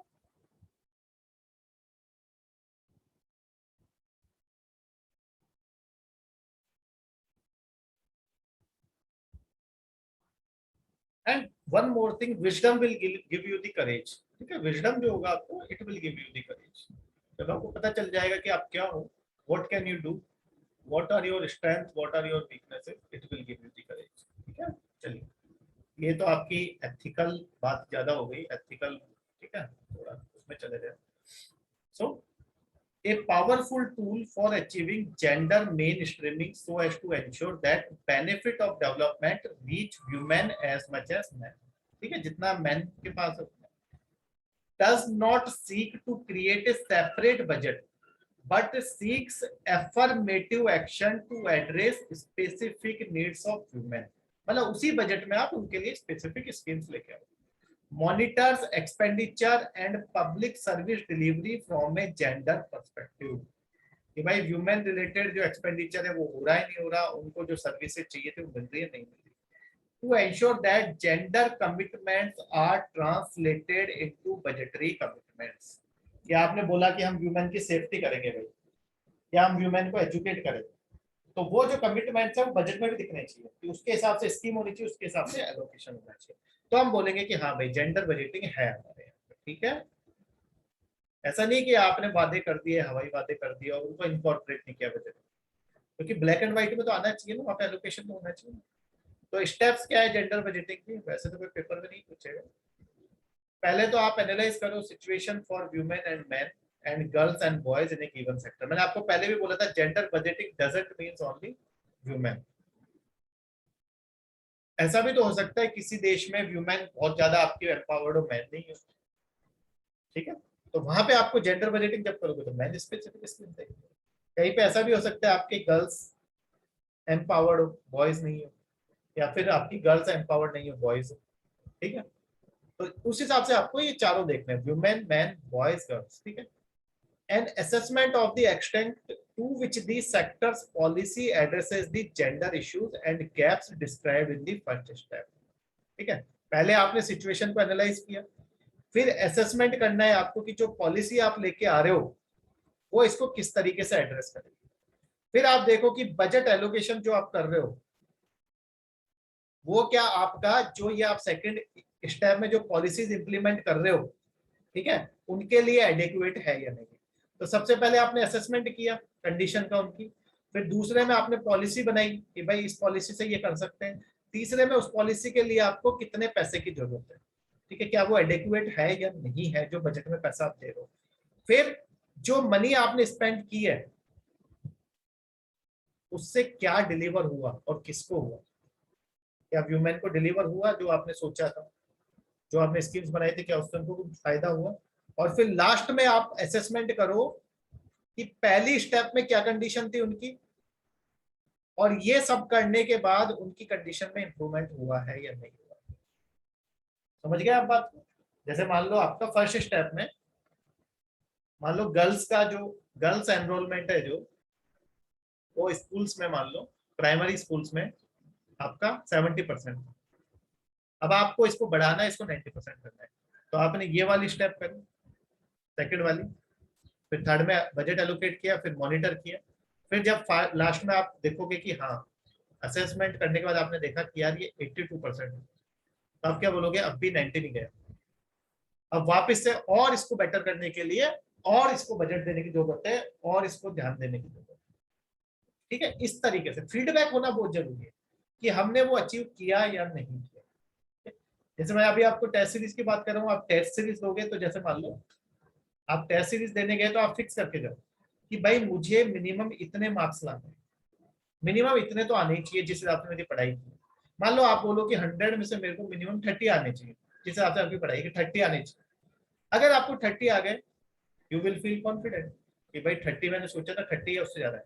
या फिर मान लो आप सोचो कि 100 में से मुझे 70 लाने हैं तैयारी के हिसाब से ना, अब आपको 70 आ गए तो आपको पता है कि अब भाई मेरा सिलेक्शन हो जाएगा। अगर 70 के आपको 60 आए तो फिर आपको इम्प्रूव करने की जरूरत है कि जो आपकी एक्सपेक्टेशंस थी, अब आप देखो आके एनालाइज करो कि पेपर में कौन से क्वेश्चंस गलत किए, कौन सी चीजें आपने नहीं पढ़ी थी, कौन सी चीजों में आपको कंफ्यूजन था, कौन सा टॉपिक आपका अच्छे से तैयार नहीं, ये सब चीजें ये असेसमेंट होता है। ठीक है, फीडबैक। और जैसे आप बोलते हो ना बार बार कि सर, जैसे कई बच्चे बोलते हैं सर कॉपी चेक, ये आंसर्स भेज रहे चेक कर दो, ठीक है, जो आपको सबसे अच्छे से जज कर सकता है वो आप खुद हो, क्योंकि आपके बारे में आपसे ज्यादा कोई नहीं जानता। ठीक है, मैं आपको कहता हूँ आप आंसर लिखोगे ना, आप खुद पढ़ोगे इसको तो आपको पता चल जाएगा कि मैंने सही लिखा है गलत लिखा है। क्योंकि जब पढ़ने में मजा आए, खुद को ही मजा आए, तो समझ जाओ कि मैंने अच्छा आंसर लिखा है। तो आप खुद का असेसमेंट सबसे अच्छे से आप खुद ही कर सकते हो। ठीक है, because you are your best critic. लेकिन क्या होता है हमारे साथ कि हम खुद को क्रिटिसाइज नहीं करना चाहते, ठीक है, और दूसरा करे तो हमें बुरा लगता है। तो रैशनल बिहाइंड जेंडर बजटिंग, ठीक है, तो क्या इसकी जरूरत है भाई, rational means rational between behind gender budgeting, what is the need. ठीक है, what is the need. So according to the, अभी हमारा सेंसस तो लेटेस्ट तो यही है 2011 census, women account for 48% of the total population of the country. हमारे यहाँ 48% women. Women face disparities in access to and control over services and resources. ये भी हमें पता है। Bulk of the public expenditure and policy concerns are in gender neutral sectors. Gender neutral मैंने आपको बोला था ना, आपने स्कीम बना दी है, लेकिन आपने वो कोई मैन और वुमेन स्पेसिफिक नहीं है, उस स्कीम का फायदा मैन भी उठाएंगे वुमेन भी उठाएंगे, सबके लिए कॉमन स्कीम बना दी। तो क्या इससे फायदा होने वाला नहीं होगा। Implications on women in the above sectors are not recognized or identified. उनको आप आइडेंटिफाई नहीं करते हो कि भाई वुमेन को भी आपको एम्पावर करने की जरूरत है। Gender responsive budget policies can contribute to achieving the objectives of gender equality, human development and economic efficiency. इसलिए जरूरत है भाई, अगर आप जेंडर रेस्पॉन्सिव बजट लेके आते हो तो उससे ये सब चीजें अचीव हो सकती है, जेंडर इक्वालिटी अचीव हो सकती है, ह्यूमन डेवलपमेंट अचीव हो सकता है और इकोनॉमिक एफिशिएंसी। जैसे आपको एक एग्जांपल देता हूँ, आपको पता है कि जैसे महाराष्ट्र है, अभी मराठा रिजर्वेशन पे चल रहा है। क्यों महाराष्ट्र मराठाओं को रिजर्वेशन देना चाहता है? वो चाहता है कि मराठा जो हमारे यहाँ के जो है इंडिजिनस पीपल है उनका डेवलपमेंट हो। तो वो क्या है, ऐसा एक आपका क्या लेकर आता है, कोई लॉ लेके आता है या बिल लेके आता है, ठीक है, जिससे वो उनको रिजर्वेशन देता है। तो यहाँ पे रिजर्वेशन देने के पीछे एम क्या है उसका, डेवलपमेंट। तो जब आप यहाँ पे जिस तरह से इनको डेवलप करना चाहते हो, वैसे ही अगर वुमेन को आपको एम्पावर करना है तो उनके लिए भी ऐसे कुछ बिल लाने पड़ेंगे कि आप उनको 33% रिजर्वेशन दो पार्लियामेंट में, जो अभी तक पेंडिंग है। ठीक है, अब जैसे आपका कुछ चीजों में आपने दिया है, लेकिन वो छोटी मोटी जैसे यूपीएससी का फॉर्म भरने पर उनसे फीस नहीं ली जाती, लेकिन ये इकोनॉमिक सेंस में। और आपको पता है कि जो आपका सिस्टम अगर चेंज करना है, अगर किसी को भी ह्यूमन किसी को भी एम्पावर करना है, तो मेन एम्पावरमेंट होता है पॉलिटिकल। Representation is must.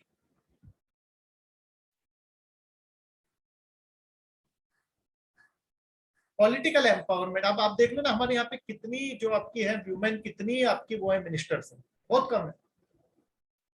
बाहर चले जाओ आप कंट्रीज में, बाहर की में कितनी होती है, बहुत होती है। हमारे यहाँ पे बहुत कम है, आप उठा के देख लो। फिर भी अभी थोड़ी बहुत बना दी है, नहीं तो पहले तो बिल्कुल नहीं थी।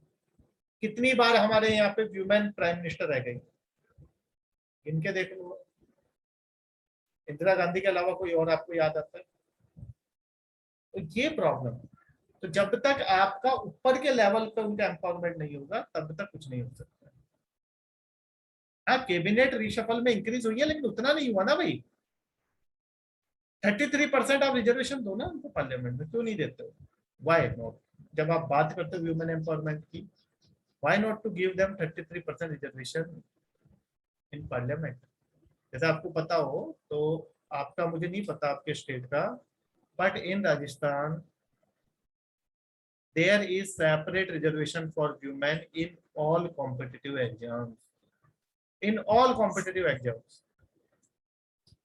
if you will see the result of RAS, teacher, SI, everywhere specific reservation is there for women. Her category में, ओपन में, एसटी में, एससी में, ओबीसी में, टीएसपी में, सब जगह। और वुमेन की कट ऑफ भी काफी कम जाती है, because they have to compete among themselves.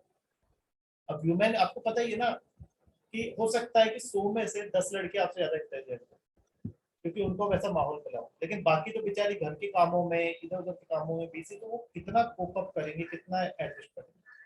तो इसलिए उनके बीच में कंपटीशन होता है, तो वो वुमेन को आराम से जॉब मिल जाती है। क्योंकि आपके वहां पे शायद मेरे ख्याल से ऐसा नहीं है, यूपीएससी में भी ऐसा नहीं है। तो जब आपको देना है रिजर्वेशन, तो सब जगह पे दो। जब आप ईडब्ल्यूएस को दे रहे हो, जब आप एससी एसटी को दे रहे हो, जब आप ओबीसी को दे रहे हो, जब आप टीएनसी दे रहे हो, आप आरबी सब दे रहे हो, there must be separate reservation for. अगर आपको इतना ही उनको करना है, अगर आपको एम्पावर करना है, तो रिजर्वेशन दो। नहीं तो फिर बात नहीं करो, नहीं तो फिर बात नहीं करो, फिर बोलो जैसी कंडीशन है वैसे रहने। ठीक है, तो बोल बच्चन से काम नहीं चलेगा। अगर आपका सही में नियत अच्छी है तो आप ऐसा करो ना।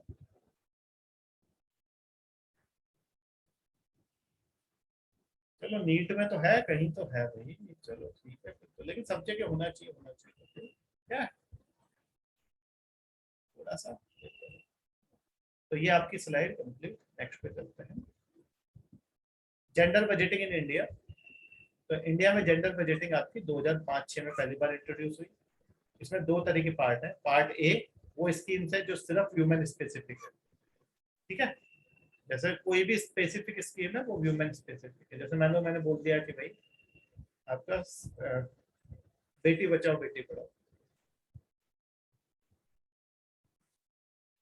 ठीक है, ह्यूमन स्पेसिफिक सिर्फ या फिर आपकी वो स्कीम जो सबके लिए कॉमन है, लेकिन उसमें 30% किसके लिए होना चाहिए, एलोकेशन ह्यूमन के लिए होना चाहिए। तो दो पार्ट की बात की गई यहाँ पे। कास्ट और रिलीजन ही तो प्रॉब्लम है, इंडिया का मेन प्रॉब्लम कास्ट और रिलीजन है, उस पर नहीं जाते हम। ठीक है, वो चीजें हम डिस्कस करते थे जब हम कभी किसी टाइम पे करंट अफेयर्स पढ़ते थे, पढ़ाते थे। करंट अफेयर्स में क्या है, सारे टॉपिक आते हैं। कास्ट और रिलीजन तो हम क्या फिलोसफी में भी डिस्कस करते थे। कास्ट और रिलीजन जो है बेसिकली इंडिया में यही है कि एक बार लोग खाना पीना छोड़ सकते हैं लेकिन ये चीज नहीं छोड़ सकते।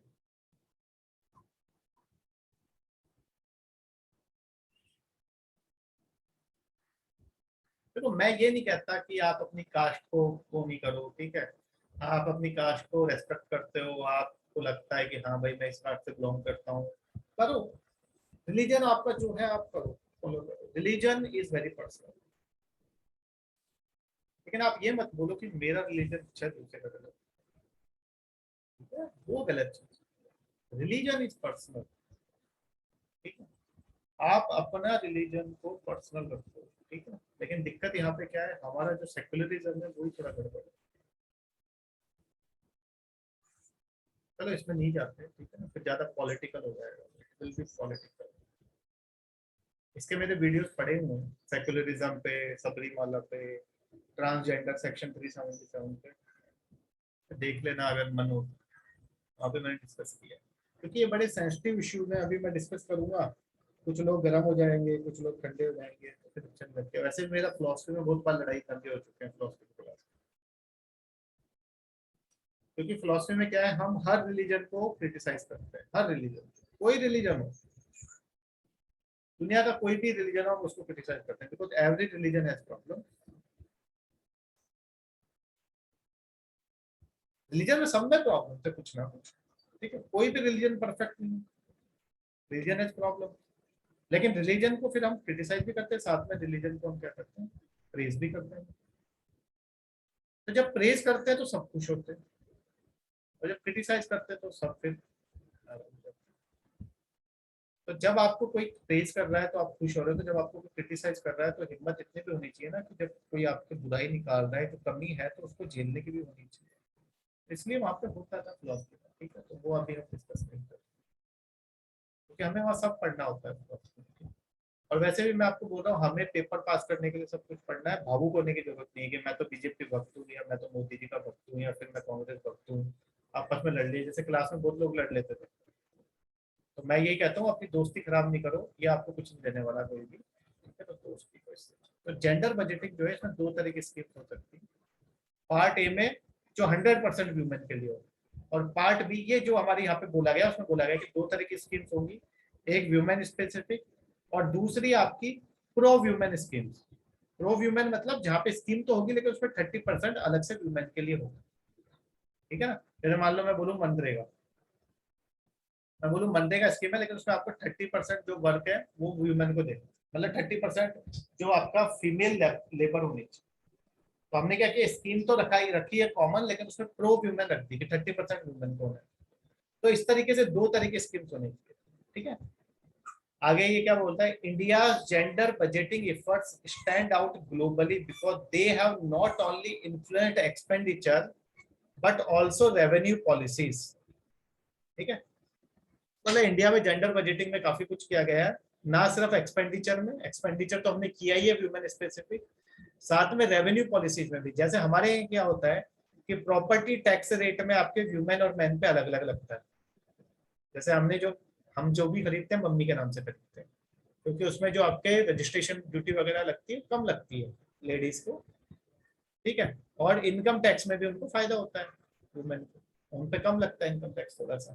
तो ऐसी बात नहीं है, इनको सिर्फ एक्सपेंडिचर में फायदा नहीं दिया गया है, इनको थोड़ा बहुत रेवेन्यू में फायदा दिया गया है कि भाई अगर आपका कोई कुछ भी आपने खरीदा वरीदा तो उस पर आपको टैक्स कम लगता है। इसलिए आपने देखा होगा ज्यादातर घरों में जो ज्यादातर जो प्रॉपर्टी खरीदी जाती है वो किसी के वाइफ के नाम होगी या बेटी के नाम पे होगी, क्योंकि वहाँ पे थोड़ा सा बहुत बेनिफिट हो जाता है। अगर आपने 2 करोड़ का खरीदा तो 2 करोड़ में अगर आपको 1% का भी बेनिफिट हो रहा है तो वो काफी ज्यादा होता है, ठीक है। तो आगे चलते हैं फिर। तो वुमेन को दिया हुआ है फायदा, तो ऐसी बात। Gender budgeting in India is not confined to an accounting exercise.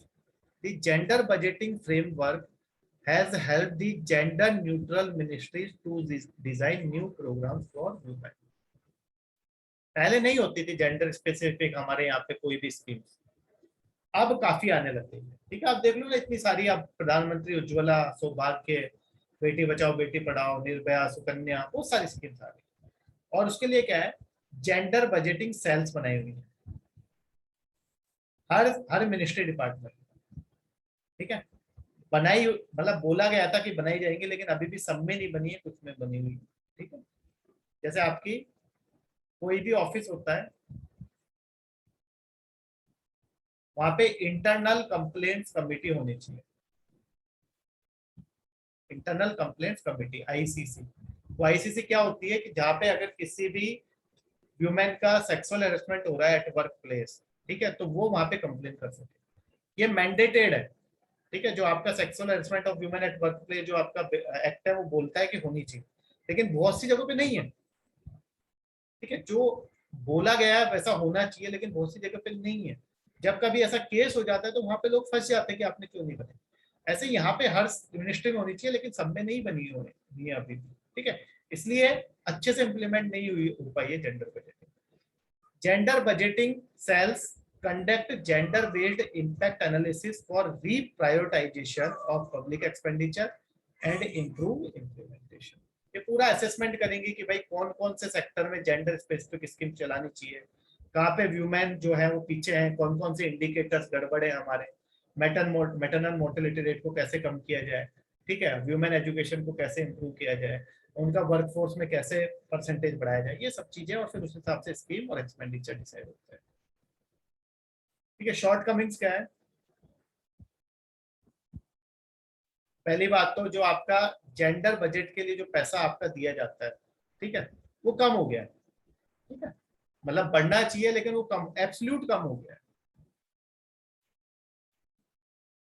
जैसे मान लो लास्ट ईयर आपका हम मान लेते हैं जैसे कि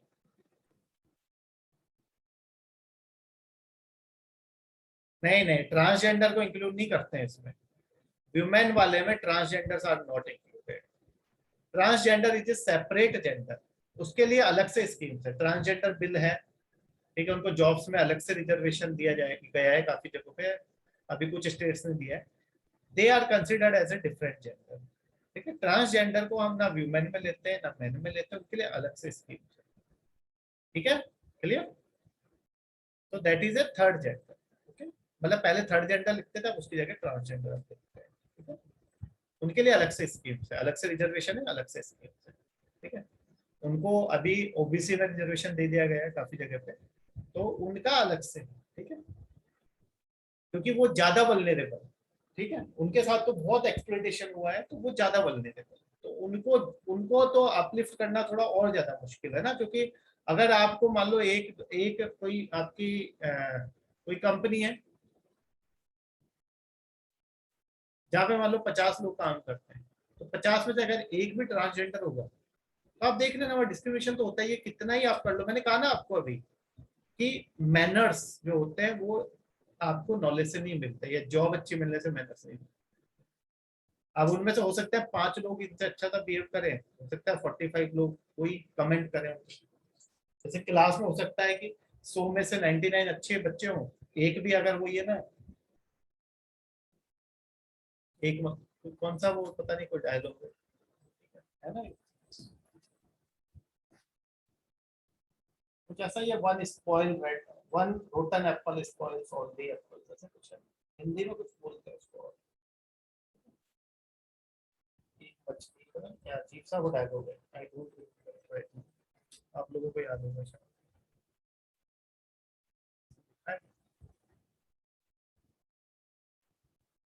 एक मछली पूरे तालाब को खराब कर देती है।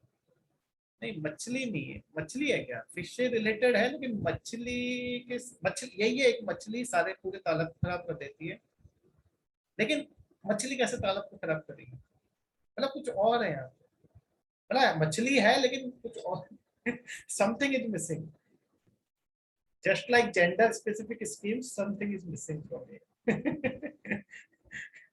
हाँ एक गंदी मछली हो गया, गंदी मछली, एक गंदी मछली, लेकिन मछली गंदी कैसे हो सकती है? मछली गंदी कैसे हो सकती है? नाई नहीं हो गया है? मछली गंदी कैसे हो सकती है? कोई प्रकाश डालेगा इस पे, मछली गंदी नहीं हो। 3-4 दिन से नींद आई है ठंडे में। एक कुछ है तो सही तालाब को बंदा, लेकिन वो देखना पड़ेगा।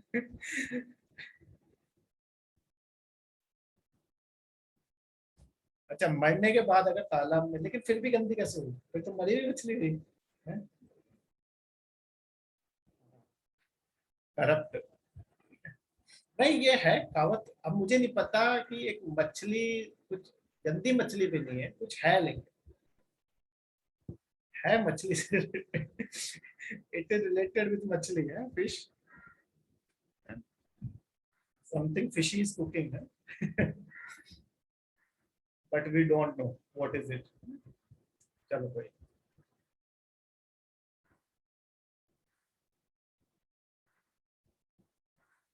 कांटे वाली।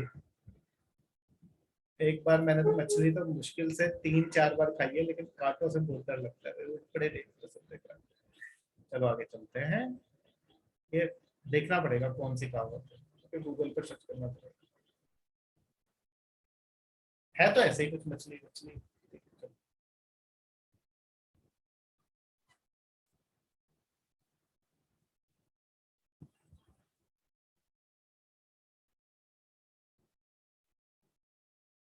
हाँ, है तो फिश से रिलेटेड ही, आपकी बात से मैं बिल्कुल मतलब क्या कहते हैं, एग्री करता हूँ कि ऐसा ही कुछ है कि एक मछली सारे तालाब को गंदा कर देती है, लेकिन कुछ है उसके आगे, वो एक वर्ड मिसिंग है जो हमें समझ नहीं आ रहा है। देखना। ठीक है, चलो पढ़ लेते हैं, बाद में डिस्कस करेंगे इसको। जितना मैं आपको ज्यादा पढ़ा पाऊंगा उतना मैं पढ़ा दूंगा, नहीं तो जो थोड़ा रहेगा वो आपने पढ़ना है, फिर कल डाउट पूछना है, तो इसलिए बेटर है कि मैं जितना पढ़ा दूं उतना बढ़िया है। ठीक है, there are only a few big budget women exclusive schemes of the ministry of women and child development, like the Nirbhaya fund, Beti Bachao Beti Padhao campaign. ठीक है, बड़ी कम है, बहुत ज्यादा नहीं है।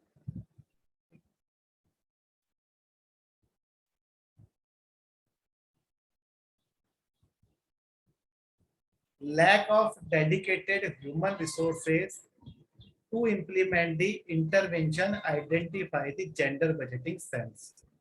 देखो, हमारे पास स्किलिंग की कमी, ह्यूमन रिसोर्सेज मतलब है ही नहीं, स्किल्ड एक्सपर्टीज नहीं है जो उन स्कीम्स को अच्छे से इम्प्लीमेंट कर सकें या डिजाइन कर सकें।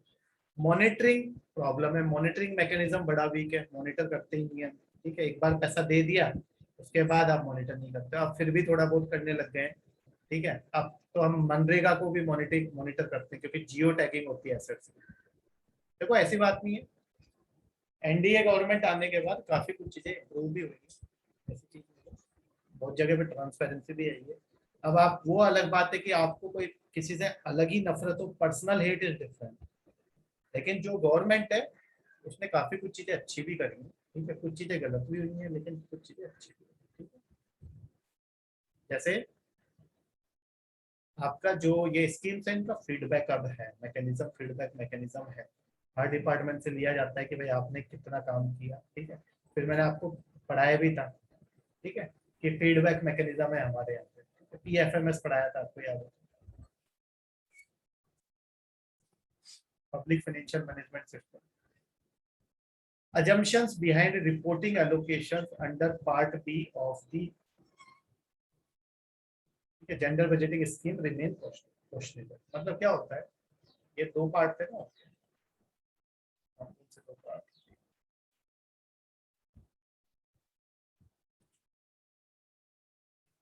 ये वाला, ये पहला पार्ट तो ह्यूमन स्पेसिफिक स्कीम्स है, ये तो चलो हमने जो चलाई उसके लिए पैसा दे देंगे, लेकिन ये सेकंड है, इसमें आपने कोई स्कीम चलाई जिसमें 30% आपने वुमेन के लिए रखा, लेकिन वो 30% वुमेन के लिए रखा नहीं रखा, पहुंचता नहीं पहुंचता, इसका कोई वो नहीं है। ठीक है, इसके बारे में कोई अकाउंटिंग नहीं है, कोई किसी की अकाउंटेबिलिटी नहीं है, कोई इसका असेसमेंट नहीं। ठीक है, तो दिस इज द प्रॉब्लम। ठीक है, वे फॉरवर्ड क्या है।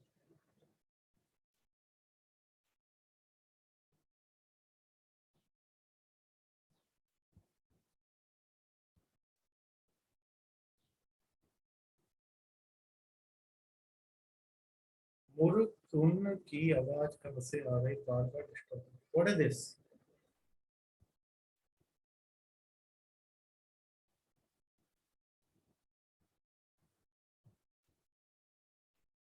अक्षी, what are you writing and why are you writing.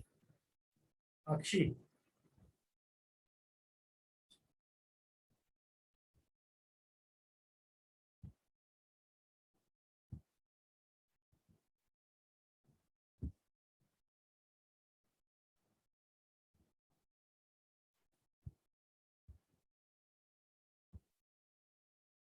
ठीक है।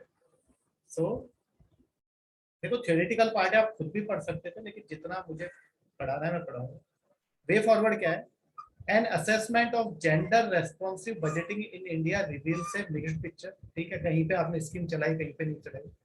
There are number of positive development such as changes in select planning and budgeting processes and creation of gender budget cells जो हमने बनाई।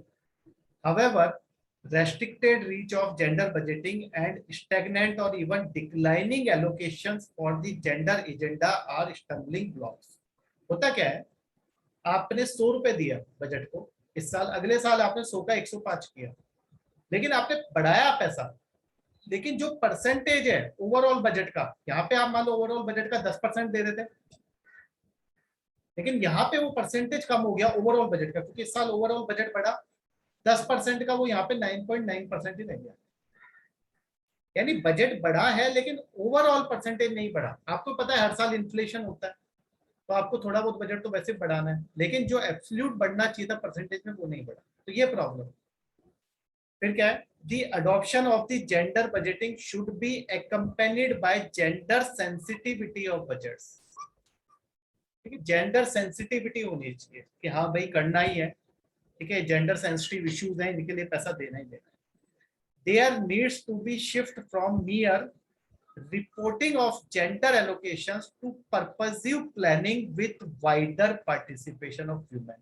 इसलिए मैं कह रहा था आपको 33% रिजर्वेशन होना चाहिए पार्लियामेंट, क्योंकि उनका पार्टिसिपेशन, जब लॉ मेकर्स वुमेन होंगी तो वो वुमेन स्पेसिफिक स्कीम्स बना पाएंगी ना, वो उनकी प्रॉब्लम्स को समझ पाएंगी, तब तक वो कैसे समझेंगे। Okay, so this is all about your gender, ठीक है। तो जेंडर बजटिंग में देयर आर सम इश्यूज, ठीक है, ये इश्यूज आपको घर पे पढ़ने, कौन कौन से इश्यूज हैं, क्या क्या हमारे यहाँ की प्रॉब्लम है। पहला है मैरिज। 27% जो गर्ल्स हैं उनका 18 जब होती है 18 की तब मैरिज कर दी जाती है। अब बताओ आप इस एज में मैरिज कर दोगे 18 में, कैसे पढ़ेंगे?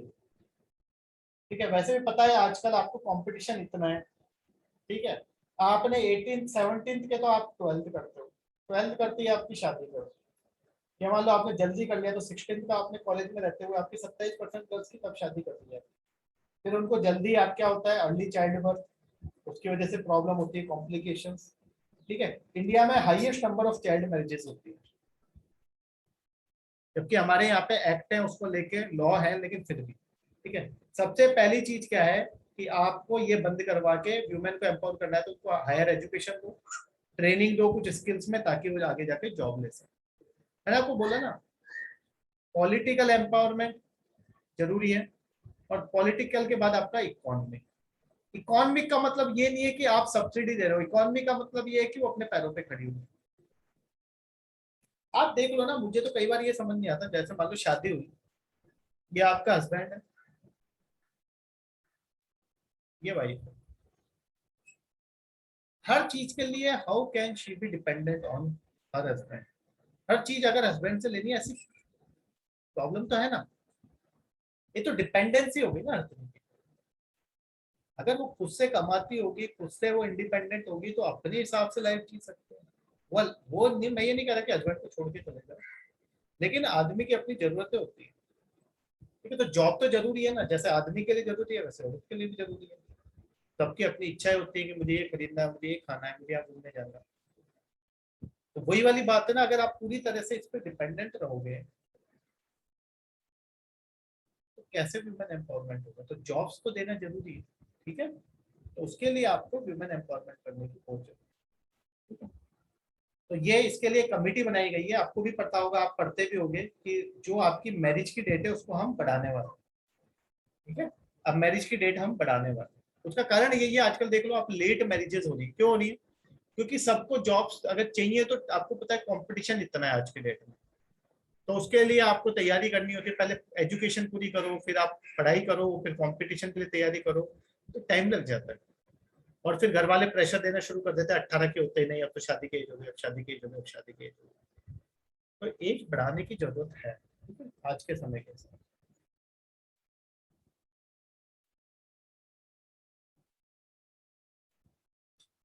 नहीं, व्यूमैन को देखो सपोर्ट वाली तो बात है ना मैडम, सारी बात सपोर्ट की है। सपोर्ट क्यों नहीं है? क्योंकि हमारे यहाँ पे पेट्रियार्कल माइंड सेटल हो चुका है कि यार तू जॉब करके क्या करेगी। इवन आपकी मम्मी जो है खुद व्यूमैन होके बोलेगी अरे शादी करनी है तेरी उम्र होगी। यही तो प्रॉब्लम है, क्योंकि उन्होंने भी वो, देखो होता क्या है, अगर आप ऐसी सोसाइटी में रहे हो या ऐसे ही आप माहौल में पले हो जहाँ पे हमेशा आपने पेट्रियार्कल वो देखी है, सुप्रीमेसी, तो आप क्या होता है कि एक तरह से उसको फॉलो करने लग जाते हो। फिर आप क्या है अनविलिंगली अपने बच्चों को भी उसको थोपने लग जाते हो। लेकिन मेरा कहना यह है कि सोसाइटी ने आपको क्या दिया है मुझे, सोसाइटी आपसे लेती है सिर्फ, ठीक है, सोसाइटी आपको देती कभी कुछ नहीं है। कल को आपकी जॉब नहीं है, आप भूखे मर रहे हो, आपको खाने को नहीं देगी सोसाइटी, ठीक है। सोसाइटी अगर आपने इंटरकास्ट मैरिज कर ली तो बहुत लोग कहने आ जाएंगे यार इसने तो इंटरकास्ट मैरिज कर, लेकिन अगर आपने कुछ मतलब कि उनसे बोल दिया कि मेरी शादी करवा दो अपनी कास्ट में, तो लड़का ढूंढ के लाके दे दो, लाके देंगे क्या आपको, करवाएंगे क्या? कल को आपका अपनी कास्ट में शादी करके डाइवोर्स हो गया, वो आके आपकी दूसरी शादी करवाएंगे, या आपको जो भी आपका मेंटल स्ट्रेस है उसको दूर करने के लिए सोसाइटी नहीं आएगी। आप खुद की खुशी के लिए और खुद के दुखों के लिए खुद जिम्मेदार हो। लेकिन होता क्या है, जो हमारे पेरेंट्स होते हैं ना, वो इस तरह से उनका माइंडसेट डेवलप हुआ है कि सोसाइटी को सबसे ऊपर लेके चलते हैं, और प्रॉब्लम्स वहीं से क्रिएट होती हैं सारी।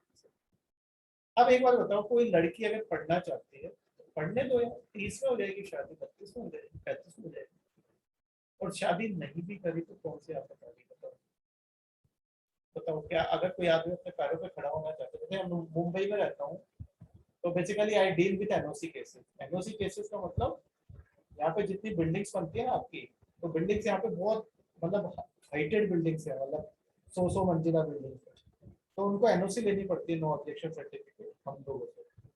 तो कि भाई ये कहीं आपका हवाई जहाज जो आपका आ रहा है तो आप उसके रास्ते में प्रॉब्लम तो क्रिएट नहीं करेंगे, तो उनको एनओसी हम देने जाते हैं, तो हम वहाँ मिलते हैं जो बिल्डर्स होते हैं उनसे मिलते हैं। तो वैसे बहुत सारे ह्यूमन है जो बिल्डर्स कंसल्टेंट, बहुत सारे ह्यूमन है, दे आर अनमेरिड, 40 45 50 तक की एज होगी, and they are very successful, they are earning in crore. तो वही वाली बात है ना कि शादी करना जरूरी है, लेकिन जरूरी नहीं है।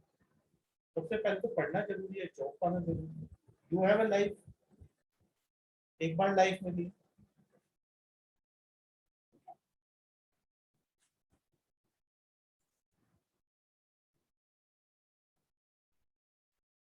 ठीक है, तो वही वाली बात है, दी प्रॉब्लम इज सोसाइटी, ठीक है।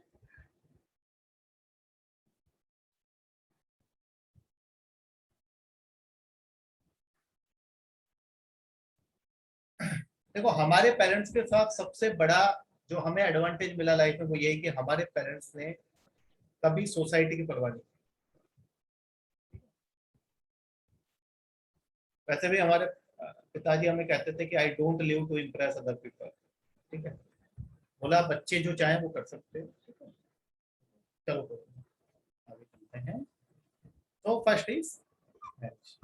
देखो किसी लड़के को प्रेशर नहीं किया जाएगा कि भाई तेरी उम्र हो गई शादी कर, लड़की को किया जाएगा, क्यों भाई, ऐसा नहीं होना चाहिए। और लड़के जो मेरी क्लास में ये ना समझे कि I am a feminist, I am a neutralist, लेकिन जिसकी कंडीशन जैसी है उसके बारे में वैसा ही बोलना पड़ेगा। डिस्क्रिमिनेशन होता है, जेंडर डिस्क्रिमिनेशन इतने है, हमने देखा है ना कि लड़की को बस प्रेशराइज किया जाता है, वो बेचारी पढ़ेगी, क्योंकि मेरे पास काफी जो स्टूडेंट्स हैं उनका ये भी क्वेरी आती है कि सर मैं तैयारी करना चाहती हूँ, ठीक है, लेकिन घर वाले प्रेशराइज कर रहे हैं शादी के लिए, क्या करूँ? तो ये प्रॉब्लम है, बेचारी कहाँ से पढ़ेगी फिर प्रेशर। ओके चलो आगे। तो पहला ये है जेंडर बजटिंग में आपका इश्यूज, मैरिज की प्रॉब्लम, उसको ध्यान में रखना है। दूसरा है आपका अनपेड वर्क, आप दिन भर तो घर का काम करवाते हो, उसका कुछ पैसा देते नहीं, तो उनके लिए कुछ ऐसी जॉब्स आप क्रिएट करो जहाँ पे वो घर का काम भी कर सके अपना छोटा मोटा, जैसे फूड प्रोसेसिंग इंडस्ट्रीज वगैरह, ठीक है। तो ये दूसरी प्रॉब्लम अनपेड वर्क, ठीक है, लड़के तो करते नहीं है घर का काम, ठीक है। अनइक्वल वेजेस, बहुत से काम ऐसे हैं जहाँ पे आपको व्यूमेन को आप कम वेजेस देते हो, ठीक है। जैसे व्यूमेन पेंटर से आपकी कहाँ पे दो बहुत फेमस जगह है, एक तो आपका मधुबनी, मधुबनी पेंटिंग बहुत फेमस है, आपने पढ़ा होगा आर्ट एंड कल्चर में। नहीं पढ़ा तो कश्यप सर आपको पढ़ाएंगे। एक तो मधुबनी पेंटिंग से यहाँ से बहुत बार क्वेश्चन आया। Madhubani painting, these are very famous painting. Bihar में एक जगह मधुबनी, वहाँ की। सेकंड इज रघुराजपुर उड़ीसा, यहाँ की भी एक फेमस है पेंटिंग। मधुबनी पेंटिंग तो बिहार की, रघुराजपुर उड़ीसा की पट्टचित्र है। तो पेंटिंग फेमस है वो पट्टचित्र है। लेकिन यहाँ पे जो व्यूमेन पेंटर्स हैं उनको काफी कम पैसे दिए जाते हैं। मतलब वो इतना, अगर इन्हीं पेंटिंग्स को आप ट्रेन करके उनको, मतलब उनको काफी कम पैसा मिलता है इन पेंटिंग्स का, अगर उनको आप ट्रेन करके इन्हीं पेंटिंग्स को, जो इंटीरियर्स होते हैं, जैसे आपका मुंबई में आप इंटीरियर्स देखोगे या मेट्रोज में देखोगे, इंटीरियर्स में उन पेंटिंग का यूज किया जाए तो ये कमर्शियल स्केल पे डेवलप हो सकती है पेंटिंग। उनमें स्किल्स हैं, these painters have skills but they lack innovation, that is the problem। ठीक है, ऐसे ही आपके बहुत स्किल्ड एम्ब्रॉयडर्स हैं कोलकाता, वहां पे उनको बहुत कम पैसा मिलता है, जबकि जो बिग डिजाइनर्स होते हैं वो बहुत पैसा कमाते हैं, लाखों में करोड़ों में कमाते हैं, उन्हीं उन्हीं चीजों से गारमेंट्स बनाते हैं, उन्हीं फैब्रिक से। जो एम्ब्रॉयडरी उनसे करवाते हैं और उन्हीं से फैब्रिक बना के उनसे 1000 का लिया, वो 1 लाख का बेचते हैं। That is the problem. मतलब चैनलाइज करना है आपको चीजों, ठीक है। तो वही तो जरूरत है, मार्केट देने की उनको जरूरत है। पट्टचित्र आपका बिहार उड़ीसा का, रघुराजपुर का, ठीक है, रघुराजपुर का उड़ीसा की फेमस पेंटिंग है। रघुराजपुर उड़ीसा पट्टचित्र, बिहार में भी होता होगा, ऐसा नहीं है पट्टचित्र आपका एक ही जगह होता होगा, लेकिन उड़ीसा का फेमस है ये रघुराजपुर उड़ीसा आपका पट्टचित्र के लिए फेमस। वहाँ की पेंटिंग पट्टचित्र अच्छी होती है, ठीक है। बिहार की मुझे मधुबनी पता है, मधुबनी इज फेमस। रघुराजपुरा में पट्टचित्र होता है, रघुराजपुरा उड़ीसा, ठीक है।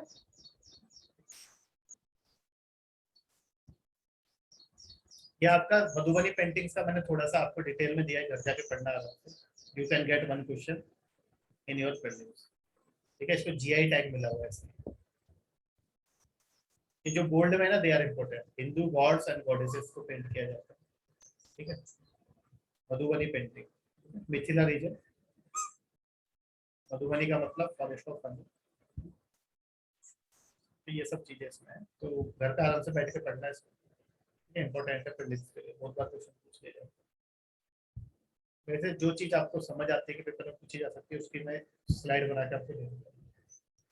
पार्टिसिपेशन इन वर्क फोर्स, ठीक है, पार्टिसिपेशन काफी कम है, ठीक है। आपको पहले ही बता चुका हूँ, सिर्फ 34%, ठीक है, इंडिया में, ठीक है। और जबकि वर्ल्ड में 50% है, तो इंडिया में देखो कितना कम है, जबकि इंडिया की 48% पॉपुलेशन है। तो आप कैसे इकोनॉमी ग्रो करिए, ठीक। तो ये प्रॉब्लम है, इसको पढ़ लेना स्लाइड को डिटेल में। इसके बाद आपका मैटरनल मोर्टेलिटी रेट, प्रेगनेंसी भी उन्हीं को झेलनी है, बच्चे का ध्यान भी उन्होंने ही रखना है, ठीक है। फिर यहाँ पे हमारे यहाँ पे इंस्टीट्यूशनल डिलीवरीज नहीं होती है, प्री नेटल केयर के लिए नहीं है, हेल्थ पे बहुत कम सेक्टर, हेल्थ सेक्टर का बहुत कम खर्चा करते हैं, ठीक है। तो वो भी मैटरनल मोर्टेलिटी रेट भी बेचारे, अगर आपकी यंग एज में, ठीक है, अभी मैंने आपको बताया था 18 में शादी हो जाती है, तो प्रॉब्लम है ना, ठीक है। फिर पता भी नहीं होता है, अगर अच्छे से एजुकेटेड नहीं है तो पता भी नहीं है कि भाई किस तरह से खुद का ध्यान रखना है। अब पति ध्यान रखे ना रखे, सास ध्यान रखे ना रखे, फैसिलिटीज हो ना हो, तो वो भी एक प्रॉब्लम है। मैटरनल मोर्टेलिटी रेट हमारे यहाँ पे बहुत हाई है, ठीक है, दैट इज द प्रॉब्लम। उसको भी कम करने की जरूरत है, मेडिकल फैसिलिटीज आपको इम्प्रूव करने की जरूरत है। बेस्ट तो यही है कि आप एज बढ़ा दो, एजुकेशन पे ज्यादा खर्चा करो, ठीक है। फिर आप कैसे हेल्प कर सकते हो, self help groups. Self help groups तो आपने बना रखे हैं, ठीक है, लेकिन सेल्फ हेल्प ग्रुप्स के पास भी मार्केटिंग नहीं है। जैसे मान लो मैं कुछ भी बनाता हूँ, मान लो मैं आपके मैट्स ही बनाता हूँ, मैट्स होते हैं ना, डिजाइनर मैट्स बनाता हूँ मैं, सेल्फ हेल्प ग्रुप से मैट्स बनाता हूँ। या फिर मान लो मैं पापड़ ही बनाता हूँ सेल्फ हेल्प, लेकिन वो पापड़ बेचूंगा कहाँ, मेरे पास मार्केटिंग होनी चाहिए ना। तो एम्पावरमेंट कब होगा, वही पापड़ अगर आपका बाहर जाके बिकेगा तो वो आपको कितना पैसा देगा, जो आपने 5 रुपए का बनाया वो आगे जाके 50 रुपए का बिकेगा, ठीक है। अब आप अगर उसको अपने से मार्केट ढूंढने जाओगे, आपको कहाँ से मिलेगा, घर घर जाके तो आप बेच नहीं सकते, तो सेल्फ हेल्प ग्रुप्स तो गवर्नमेंट ने इतने सारे बनाए हुए हैं, ठीक है। गवर्नमेंट ने पोल्ट्री की भी बात करती है, सेल्फ बोर्न फार्मिंग की भी बात करती है, ऑर्गेनिक फार्मिंग की बात करती है। आपको पता है रूरल वुमेन जो है, अगर आप रूरल विलेज में गए, दे आर वेरी क्रिएटिव। मतलब हमारे यहाँ पे होता है छीपा, ठीक है, छीपा पेंटिंग होती है, तो दीवारों पे की जाती है हमारे यहाँ राजस्थान। पूरे मतलब बड़े बड़े जो आपकी पेंटिंग होती है वो सारी दीवारों पे छाप दी जाती है। मेरे घर की दीवार पे भी हो रखी है, मेरे घर की दीवार पे मेरी बहन ने की, ठीक है, माय सिस्टर, उसने बनाई थी, छोटी बहन जो है, बहुत अच्छी पेंटिंग बनाई हुई है। तो छीपा जो पेंटिंग है, इस तरह से आपको उनमें मतलब काफी उनमें टैलेंट है, लेकिन उस टैलेंट को आपको चैनलाइज करने की जरूरत है। मिडिल मैन सारा खा जाते हैं। आप डायरेक्टली जैसे आप ई नैम ला रहे हो, ऐसे इनके लिए भी क्या होना चाहिए, आपके गुड मार्केटिंग आउटलेट्स होने चाहिए। अब तो अमेजन काफी कुछ हेल्प कर रहा है इनकी, लेकिन गवर्नमेंट क्या करेगी। अमेजन के थ्रू काफी लोगों को बेनिफिट हुआ है, जो ये ई कॉमर्स कंपनी, लेकिन गवर्नमेंट को भी तो इनके लिए कुछ करना चाहिए ना। जैसे यूपीएससी में जब मैं इंटरव्यू देने गया था, तो मुझसे यही क्वेश्चन पूछा गया था कि भाई ये जो आपके विलेजेस हैं, रूरल विलेजेस हैं, यहाँ पे इतने अच्छी अच्छी ये चीजें बनाती हैं, लेकिन उनको प्रॉब्लम क्या है। तो यही प्रॉब्लम है, मार्केटिंग। सामान बेचने का जाएंगे, कोई पोर्टल नहीं है उनके लिए, वो होना चाहिए।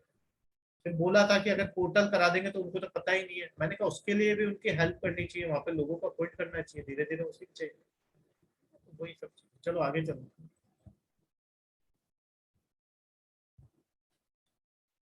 कंक्लूजन कंक्लूजन यही है कि भाई अगर आपको 5 ट्रिलियन इकोनॉमी बनना है, तो आप तब तक नहीं बन सकते डेवलप जब तक ह्यूमन को आप पीछे रखोगे। आर्केइक ओल्ड ट्रेडिशंस और पेट्रियार्की जब तक है, तब तक उनको आप कैसे आगे बढ़ने दोगे। जैसे अभी हम बात कर रहे थे कि ये मत करो, वो मत करो, यहाँ मत जाओ, वहां मत जाओ, ये मत खाओ, वो मत खाओ, ठीक है, शादी कर लो, पढ़ाई लिखाई करके क्या करोगे, हो गया टाइम शादी, ये सब चीजें, ठीक है। तो ये सब चीजें जब तक नहीं होगी, तब तक आप 5 ट्रिलियन कैसे बनोगे, ठीक है। आपको बिगर मार्केट प्रोवाइड कराना पड़ेगा ह्यूमन को, ठीक है? वही सब चीजें जो हम बात कर रहे हैं, ठीक है। तो ये सब चीजें आप तभी पॉसिबल है 5 ट्रिलियन इकोनॉमी, जब आपने जो 48% वर्क फोर्स है उसको इन्वॉल्व आप करो, ठीक है। तो ये है आपका जेंडर बजट, ठीक है। आपको क्लियर हो गया होगा, इश्यूज भी हमने क्लियर कर लिया। अब food corporation of India, FCI. FCI की मैं आपको स्लाइड्स तो मैंने भेज दी है, एफसीआई की स्लाइड्स आपने खुद पढ़नी है। देखो एफसीआई में काम की चीज क्या है, सबसे पहले तो कब बना, 1965 में। और दूसरा कौन सी मिनिस्ट्री के अंदर आता है, ministry of consumer affairs, food and public distribution. ये दो चीज याद रखनी है प्रीलिम्स के लिए। अब आगे क्या काम की चीज है, आगे देखो इसका फंक्शन क्या है, ठीक है। इसका फंक्शन क्या है, ये फंक्शन है आपके, ठीक है। These are the function. पहला तो है पुअर फार्मर्स के इंटरेस्ट को सेफ गार्ड करना, उनसे एमएसपी पे खरीदना। फिर पब्लिक डिस्ट्रीब्यूशन सिस्टम के लिए जो ग्रेन चाहिए उनको डिस्ट्रीब्यूट करना। फिर आपका बफर स्टॉक मेंटेन करना, ताकि कल को कुछ भी आपका अकाल आ जाए, ठीक है, बाढ़ आ जाए, ठीक है, किसी भी तरह की प्रॉब्लम आ जाए, तो लोगों को क्या है, खाना दिया जा सके। तो पहला क्या है, पुअर फार्मर्स पे इंटरेस्ट को सेफ गार्ड करना, उनसे एमएसपी पे खरीदना, ठीक है। दूसरा पीडीएस के लिए सप्लाई करना। तीसरा बफर स्टॉक मेंटेन करना। और साथ में ये भी ध्यान देना कि जो कंज्यूमर्स हैं जितने भी, उन सबको रिलायबल प्राइस पे प्रोडक्ट्स मिले, ठीक है। जैसे हमें गेहूं चाहिए, हमें चावल चाहिए, तो ऐसा नहीं हो कि सारा गेहूं चावल इधर पीडीएस में दे दिया, ठीक है, या फिर सारा बफर में डाल दिया। नहीं, इतनी सप्लाई होनी चाहिए कि जो पीडीएस में नहीं आते हैं उनको भी वो सही रेट पे मिले। तो ये 4 फंक्शंस है, इसके 4 फंक्शंस आपको याद रखने हैं एफसीआई, ठीक है। एफसीआई के ये 4 फंक्शंस आपको याद रखने हैं। फिर आगे क्या है, इसमें क्या बोल बच्चन है, इसमें सारा बोल बच्चन ये है कि भाई कैसे पीडीएस डेवलप हुआ। पीडीएस तो मैं अलग से पढ़ाऊंगा, यहाँ पे क्या है कि एफसीआई क्या करता है, कौन कौन सी उसमें डिवीजन में डिवाइड हुआ है, पीडीएस कैसे आया, ग्रीन रिवॉल्यूशन के बाद पीडीएस कैसे एक्सटेंड हुआ। अब इसमें काम की बात ये की गई है कि भाई एफसीआई में करप्शन क्यों है। तो करप्शन इस वजह से है क्योंकि ये क्या करते हैं, फूड ग्रेन्स को डाइवर्ट कर देते हैं, या फिर झूठ बोल देते हैं कि चूहे खा गए और उसको बेच देते हैं, ठीक है। ये भी इन्होंने बहुत, या बोला कि बारिश में खराब हो गया। तो ऐसे करके इसमें करप्शन बहुत ज्यादा है। ठीक है, करप्शन एफसीआई में सबसे ज्यादा है और गवर्नमेंट इस पे बहुत खर्चा करती है, क्योंकि फूड ग्रेन्स आपके क्या है सबसे ज्यादा जरूरी है, पीडीएस को भी सपोर्ट करना है। लेकिन एफसीआई में इतना खर्चा करती है गवर्नमेंट, लेकिन ये जो इसको काम करना है फूड ग्रेन्स को डिस्ट्रीब्यूट करने का, पीडीएस बफर स्टॉक, ये अच्छे से कर नहीं पाता है, इतना ज्यादा लीकेज है, करप्शन है। इसलिए बोला जाता है इसको व्हाइट एलिफेंट, कि भाई ये इतना करप्ट है, इतना करप्ट है कि यहाँ पे ट्रेन की ट्रेन गायब हो जाती है फूड ग्रेन्स की। मतलब लोगों ने यहाँ पे ट्रेन पूरी आई, फूड ग्रेन्स की ट्रेन ही गायब कर दी पूरी, इतना करप्शन। या पूरे गोडाउन में जितना भी अनाज था वो सारा गायब कर दिया और बोल दिया चूहे खा गए, जिनको ह्यूमन रेट्स बोलते हैं, कि आदमी के साइज के चूहे खा गए। या फिर सामान को क्या बोल दिया, भाई बाहर आया था स्टोरेज के लिए, बाहर रखा था थोड़ी देर के लिए, बारिश आई सारा भीग गया, हमने फेंक दिया। तो ये जो है पिल्फरेज, चोरी बहुत है यहाँ पे।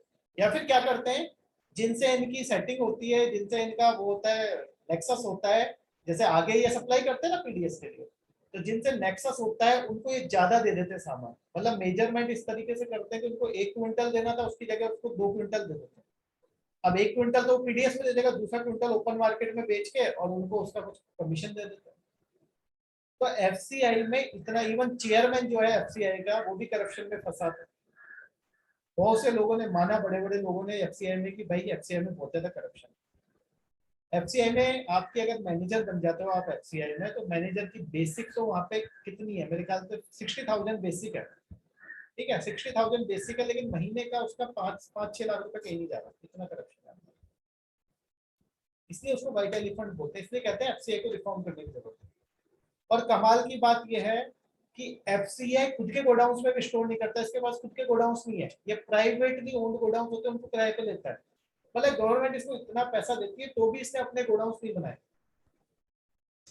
और प्राइवेट गोडाउंस में इसका नेक्सस है, वहां पे भी स्टोर करेगा, मान लो स्टोर करेगा 100 क्विंटल, बताएगा 200 क्विंटल, उसका उसको पैसा दे देगा, उसको कमीशन दे देगा। तो एफसीआई जो है काफी करप्ट है, इसलिए एफसीआई को व्हाइट एलिफेंट बोलते हैं। ठीक है, व्हाइट एलिफेंट किसे बोलते हैं, जिसमें खर्चा बहुत होता है लेकिन आपका कोई उसका जो आपको आउटपुट है वो कुछ नहीं मिलता। ठीक है, तो इसको एक बार पढ़ना, ये सब इसमें लिखा हुआ है कि जो सब्सिडी देते हैं लीकेज वगैरह सब हो जाती है। देखो वेदर डैमेज का नाम दे देते हैं, या फिर ह्यूमन रेट्स, ठीक है, या फिर थेफ्ट हो जाती है, चोरी हो जाती है पूरी की पूरी। तो यही सब करके क्या करते हैं, सारा का सारा पैसा जो है वो सारा इधर उधर, या फिर रूरल रिच, ठीक है, जो रूरल रिच है उनको, या फिर अर्बन रिच, इन्हीं के पास पहुंच पाता है, जो गरीब है उसके पास तो पहुंच ही नहीं पाते सारे बेनिफिट्स। ठीक है, तो ये सब चीजें देखना, इसलिए इसको क्या बोलते हैं, व्हाइट एलिफेंट। ये देखो लिखा है, there is a growing feeling that FCI is a white elephant, white elephant, it needs to mend its ways and improve its image, but the political and administrative structures of most of the public corporations being what they are, uneconomic, inefficient and unethical, it is unlikely that FCI will change for the better. जैसे आप air India का example ले लो भाई, इतने aircraft है फिर भी घाटे में जा रही है, मैनेजमेंट गड़बड़ है ना भाई, एफिशिएंसी नहीं है, लोग काम नहीं करना चाहते। ऐसा ही यहाँ पे आपका एफसीआई, इसलिए एफसीआई को आपको व्हाइट एलिफेंट कहते हैं। ठीक है, तो इसको स्लाइड जो मैं समझा दिया, बाकी स्लाइड आप एक बार घर पढ़ना, तो समझ नहीं आया तो आप मुझसे पूछना। ये क्रॉपिंग पैटर्न्स आपका इकोनॉमिक ज्योग्राफी का पार्ट है, लेकिन मैंने आपके लिए यहाँ पे डाल दिया है। तो क्रॉपिंग पैटर्न आपने घर पे पढ़ना है आज जाके, और इसमें से क्वेश्चन आता है कि क्रॉपिंग पैटर्न क्या होता है पहली चीज तो। ठीक है, मोनोकल्चर क्या होता है, मोनोकल्चर मोनोक्रॉपिंग क्या होती है, क्रॉप रोटेशन की डेफिनेशन, मल्टीपल क्रॉपिंग और सिक्वेंशियल क्रॉपिंग क्या होती है, यहाँ से बहुत बार क्वेश्चन आए, ये इकोनॉमी का पार्ट नहीं, ज्योग्राफी का पार्ट। फिर intercropping, row intercropping, strip intercropping, mixed intercropping, relay intercropping, ये आपको पता होनी चाहिए। फिर एडवांटेजेस क्या है इंटर क्रॉपिंग के, फिर मिक्स्ड क्रॉपिंग क्या होती है, एडवांटेजेस क्या है मिक्स्ड क्रॉपिंग के, फिर क्रॉप रोटेशन, ठीक है, उसके फायदे, एडवांटेजेस, फिर फैक्टर्स जो अफेक्ट करते हैं क्रॉपिंग पैटर्न्स को, फिर ये food grains and their required agro climatic condition, किसको क्या चाहिए। तो राइस के लिए ये लिखा हुआ है, व्हीट के लिए लिखा हुआ है, मिलेट्स के लिए लिखा हुआ है, यहाँ से भी क्वेश्चन आ जाता है। ग्राम्स के लिए लिखा है, शुगर केन के लिए, कॉटन के लिए। कई बार है ना इस तरह का क्वेश्चन आता है, यूपीएससी देती है कि एक पर्टिकुलर आपकी कोई क्रॉप है, उसको इस टेम्परेचर चाहिए होता है, इस रेंज का, ठीक है, उसको ह्यूमिडिटी चाहिए होती है, इस टाइप की सॉइल चाहिए होती है, बताओ कौन सी हम क्रॉप की बात कर रहे हैं, ठीक है, इस तरह के क्वेश्चन पूछ लेते हैं। तो ये आपके लिए मैंने लिख के दिए, ठीक है। फिर crops regional distribution, cereals, wheat कहाँ पाया जाता है, राइस कहाँ पाया जाता है, ग्राम कहाँ पाया जाता है, बार्ले कहाँ होती है, बाजरा कहाँ होती है, शुगर केन यूपी और महाराष्ट्र में, पॉपी कहाँ होती है, ऑयल सीड्स, कोकोनट कहाँ होता है, लिन सीड्स कहाँ होता है, ग्राउंड नट कहाँ होता है, ठीक है, ये सब आपको याद करना है पेपर के लिए। फिर फाइबर क्रॉप में कॉटन क्या होती है, महाराष्ट्र गुजरात में, जूट कहाँ पाया जाता है, सिल्क कहाँ पाया जाता है, हेम्प कहाँ होता है, फिर प्लांटेशन में कॉफी कहाँ होती है, रबर कहाँ होता है, टी कहाँ होता है, ये सब मैंने आपके लिए बना के दिया है, इसको पढ़ना है, यहाँ से पढ़ने क्वेश्चन। फिर food processing and associated issue, ठीक है, मैंने स्लाइड भेजी है, इसको भी आप आज पढ़ना, ठीक है, कुछ नहीं आए तो मुझसे पूछना, बाकी कल मैं अप स्ट्रीम और डाउन स्ट्रीम कंपेयर करूंगा। इसमें जो आपकी काम की चीज है वो है आपकी, एक तो इसके स्कोप एंड सिग्निफिकेंस, लोकेशन और मेजर नहीं, ये up stream and down stream issues, ठीक है, ये इंपॉर्टेंट है, पढ़ना, आपको समझ आ जाएगा, जो नहीं आएगा मैं कल डिस्कस करूंगा। उसके बाद गवर्नमेंट की स्कीम्स, ये भी है, ये भी क्वेश्चन पूछा गया है। रिवॉल्यूशंस, अलग अलग रिवॉल्यूशन, पिंक रिवॉल्यूशन किससे रिलेटेड है, रेड किससे, राउंड किससे, सिल्वर फाइबर, यहाँ से क्वेश्चन आया प्रीलिम्स से बहुत बार। उसके बाद ऑब्जेक्टिव क्या है नेशनल फूड प्रोसेसिंग पॉलिसी के, यहाँ से आपका मेंस में क्वेश्चन आएगा, एक बार पढ़ना, कल मैं वापस से पढ़ाऊंगा वे फॉरवर्ड। उसके बाद ये हम कहाँ से कितना प्रोड्यूस करते हैं, 512 मिलियन हमारे पास लाइव स्टॉक पॉपुलेशन है, 17% मिल्क का ग्लोबल शेयर है, ये भी आप देख लेना। फिर ये आपका डीमोनेटाइजेशन मैंने आपको पढ़ाया नहीं डिटेल में, उसकी स्लाइड से एक बार आप देखना, ऑब्जेक्टिव्स क्या थे डिमोनेटाइजेशन के, लॉन्ग टर्म इम्पैक्ट क्या है डिमोनेटाइजेशन का, और उसके बाद ये टैक्सिंग एग्रीकल्चर इनकम, ये टॉपिक भी हमारा रह गया था, इसको भी आप घर पे एक बार देखना।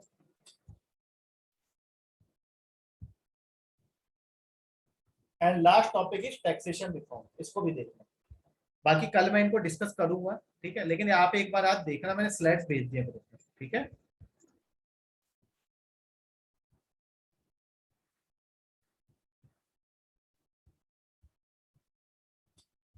हाँ, क्रॉपिंग पैटर्न कंप्लीट टॉपिक है ये, ठीक है।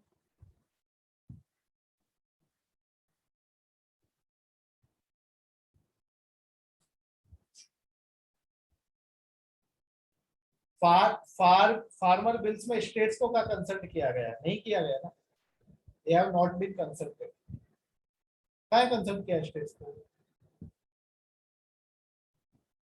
पंजाब वगैरह क्यों प्रोटेस्ट कर रहे हैं, और मैंने उसको दूसरे तरीके से भी लिखा है उसमें।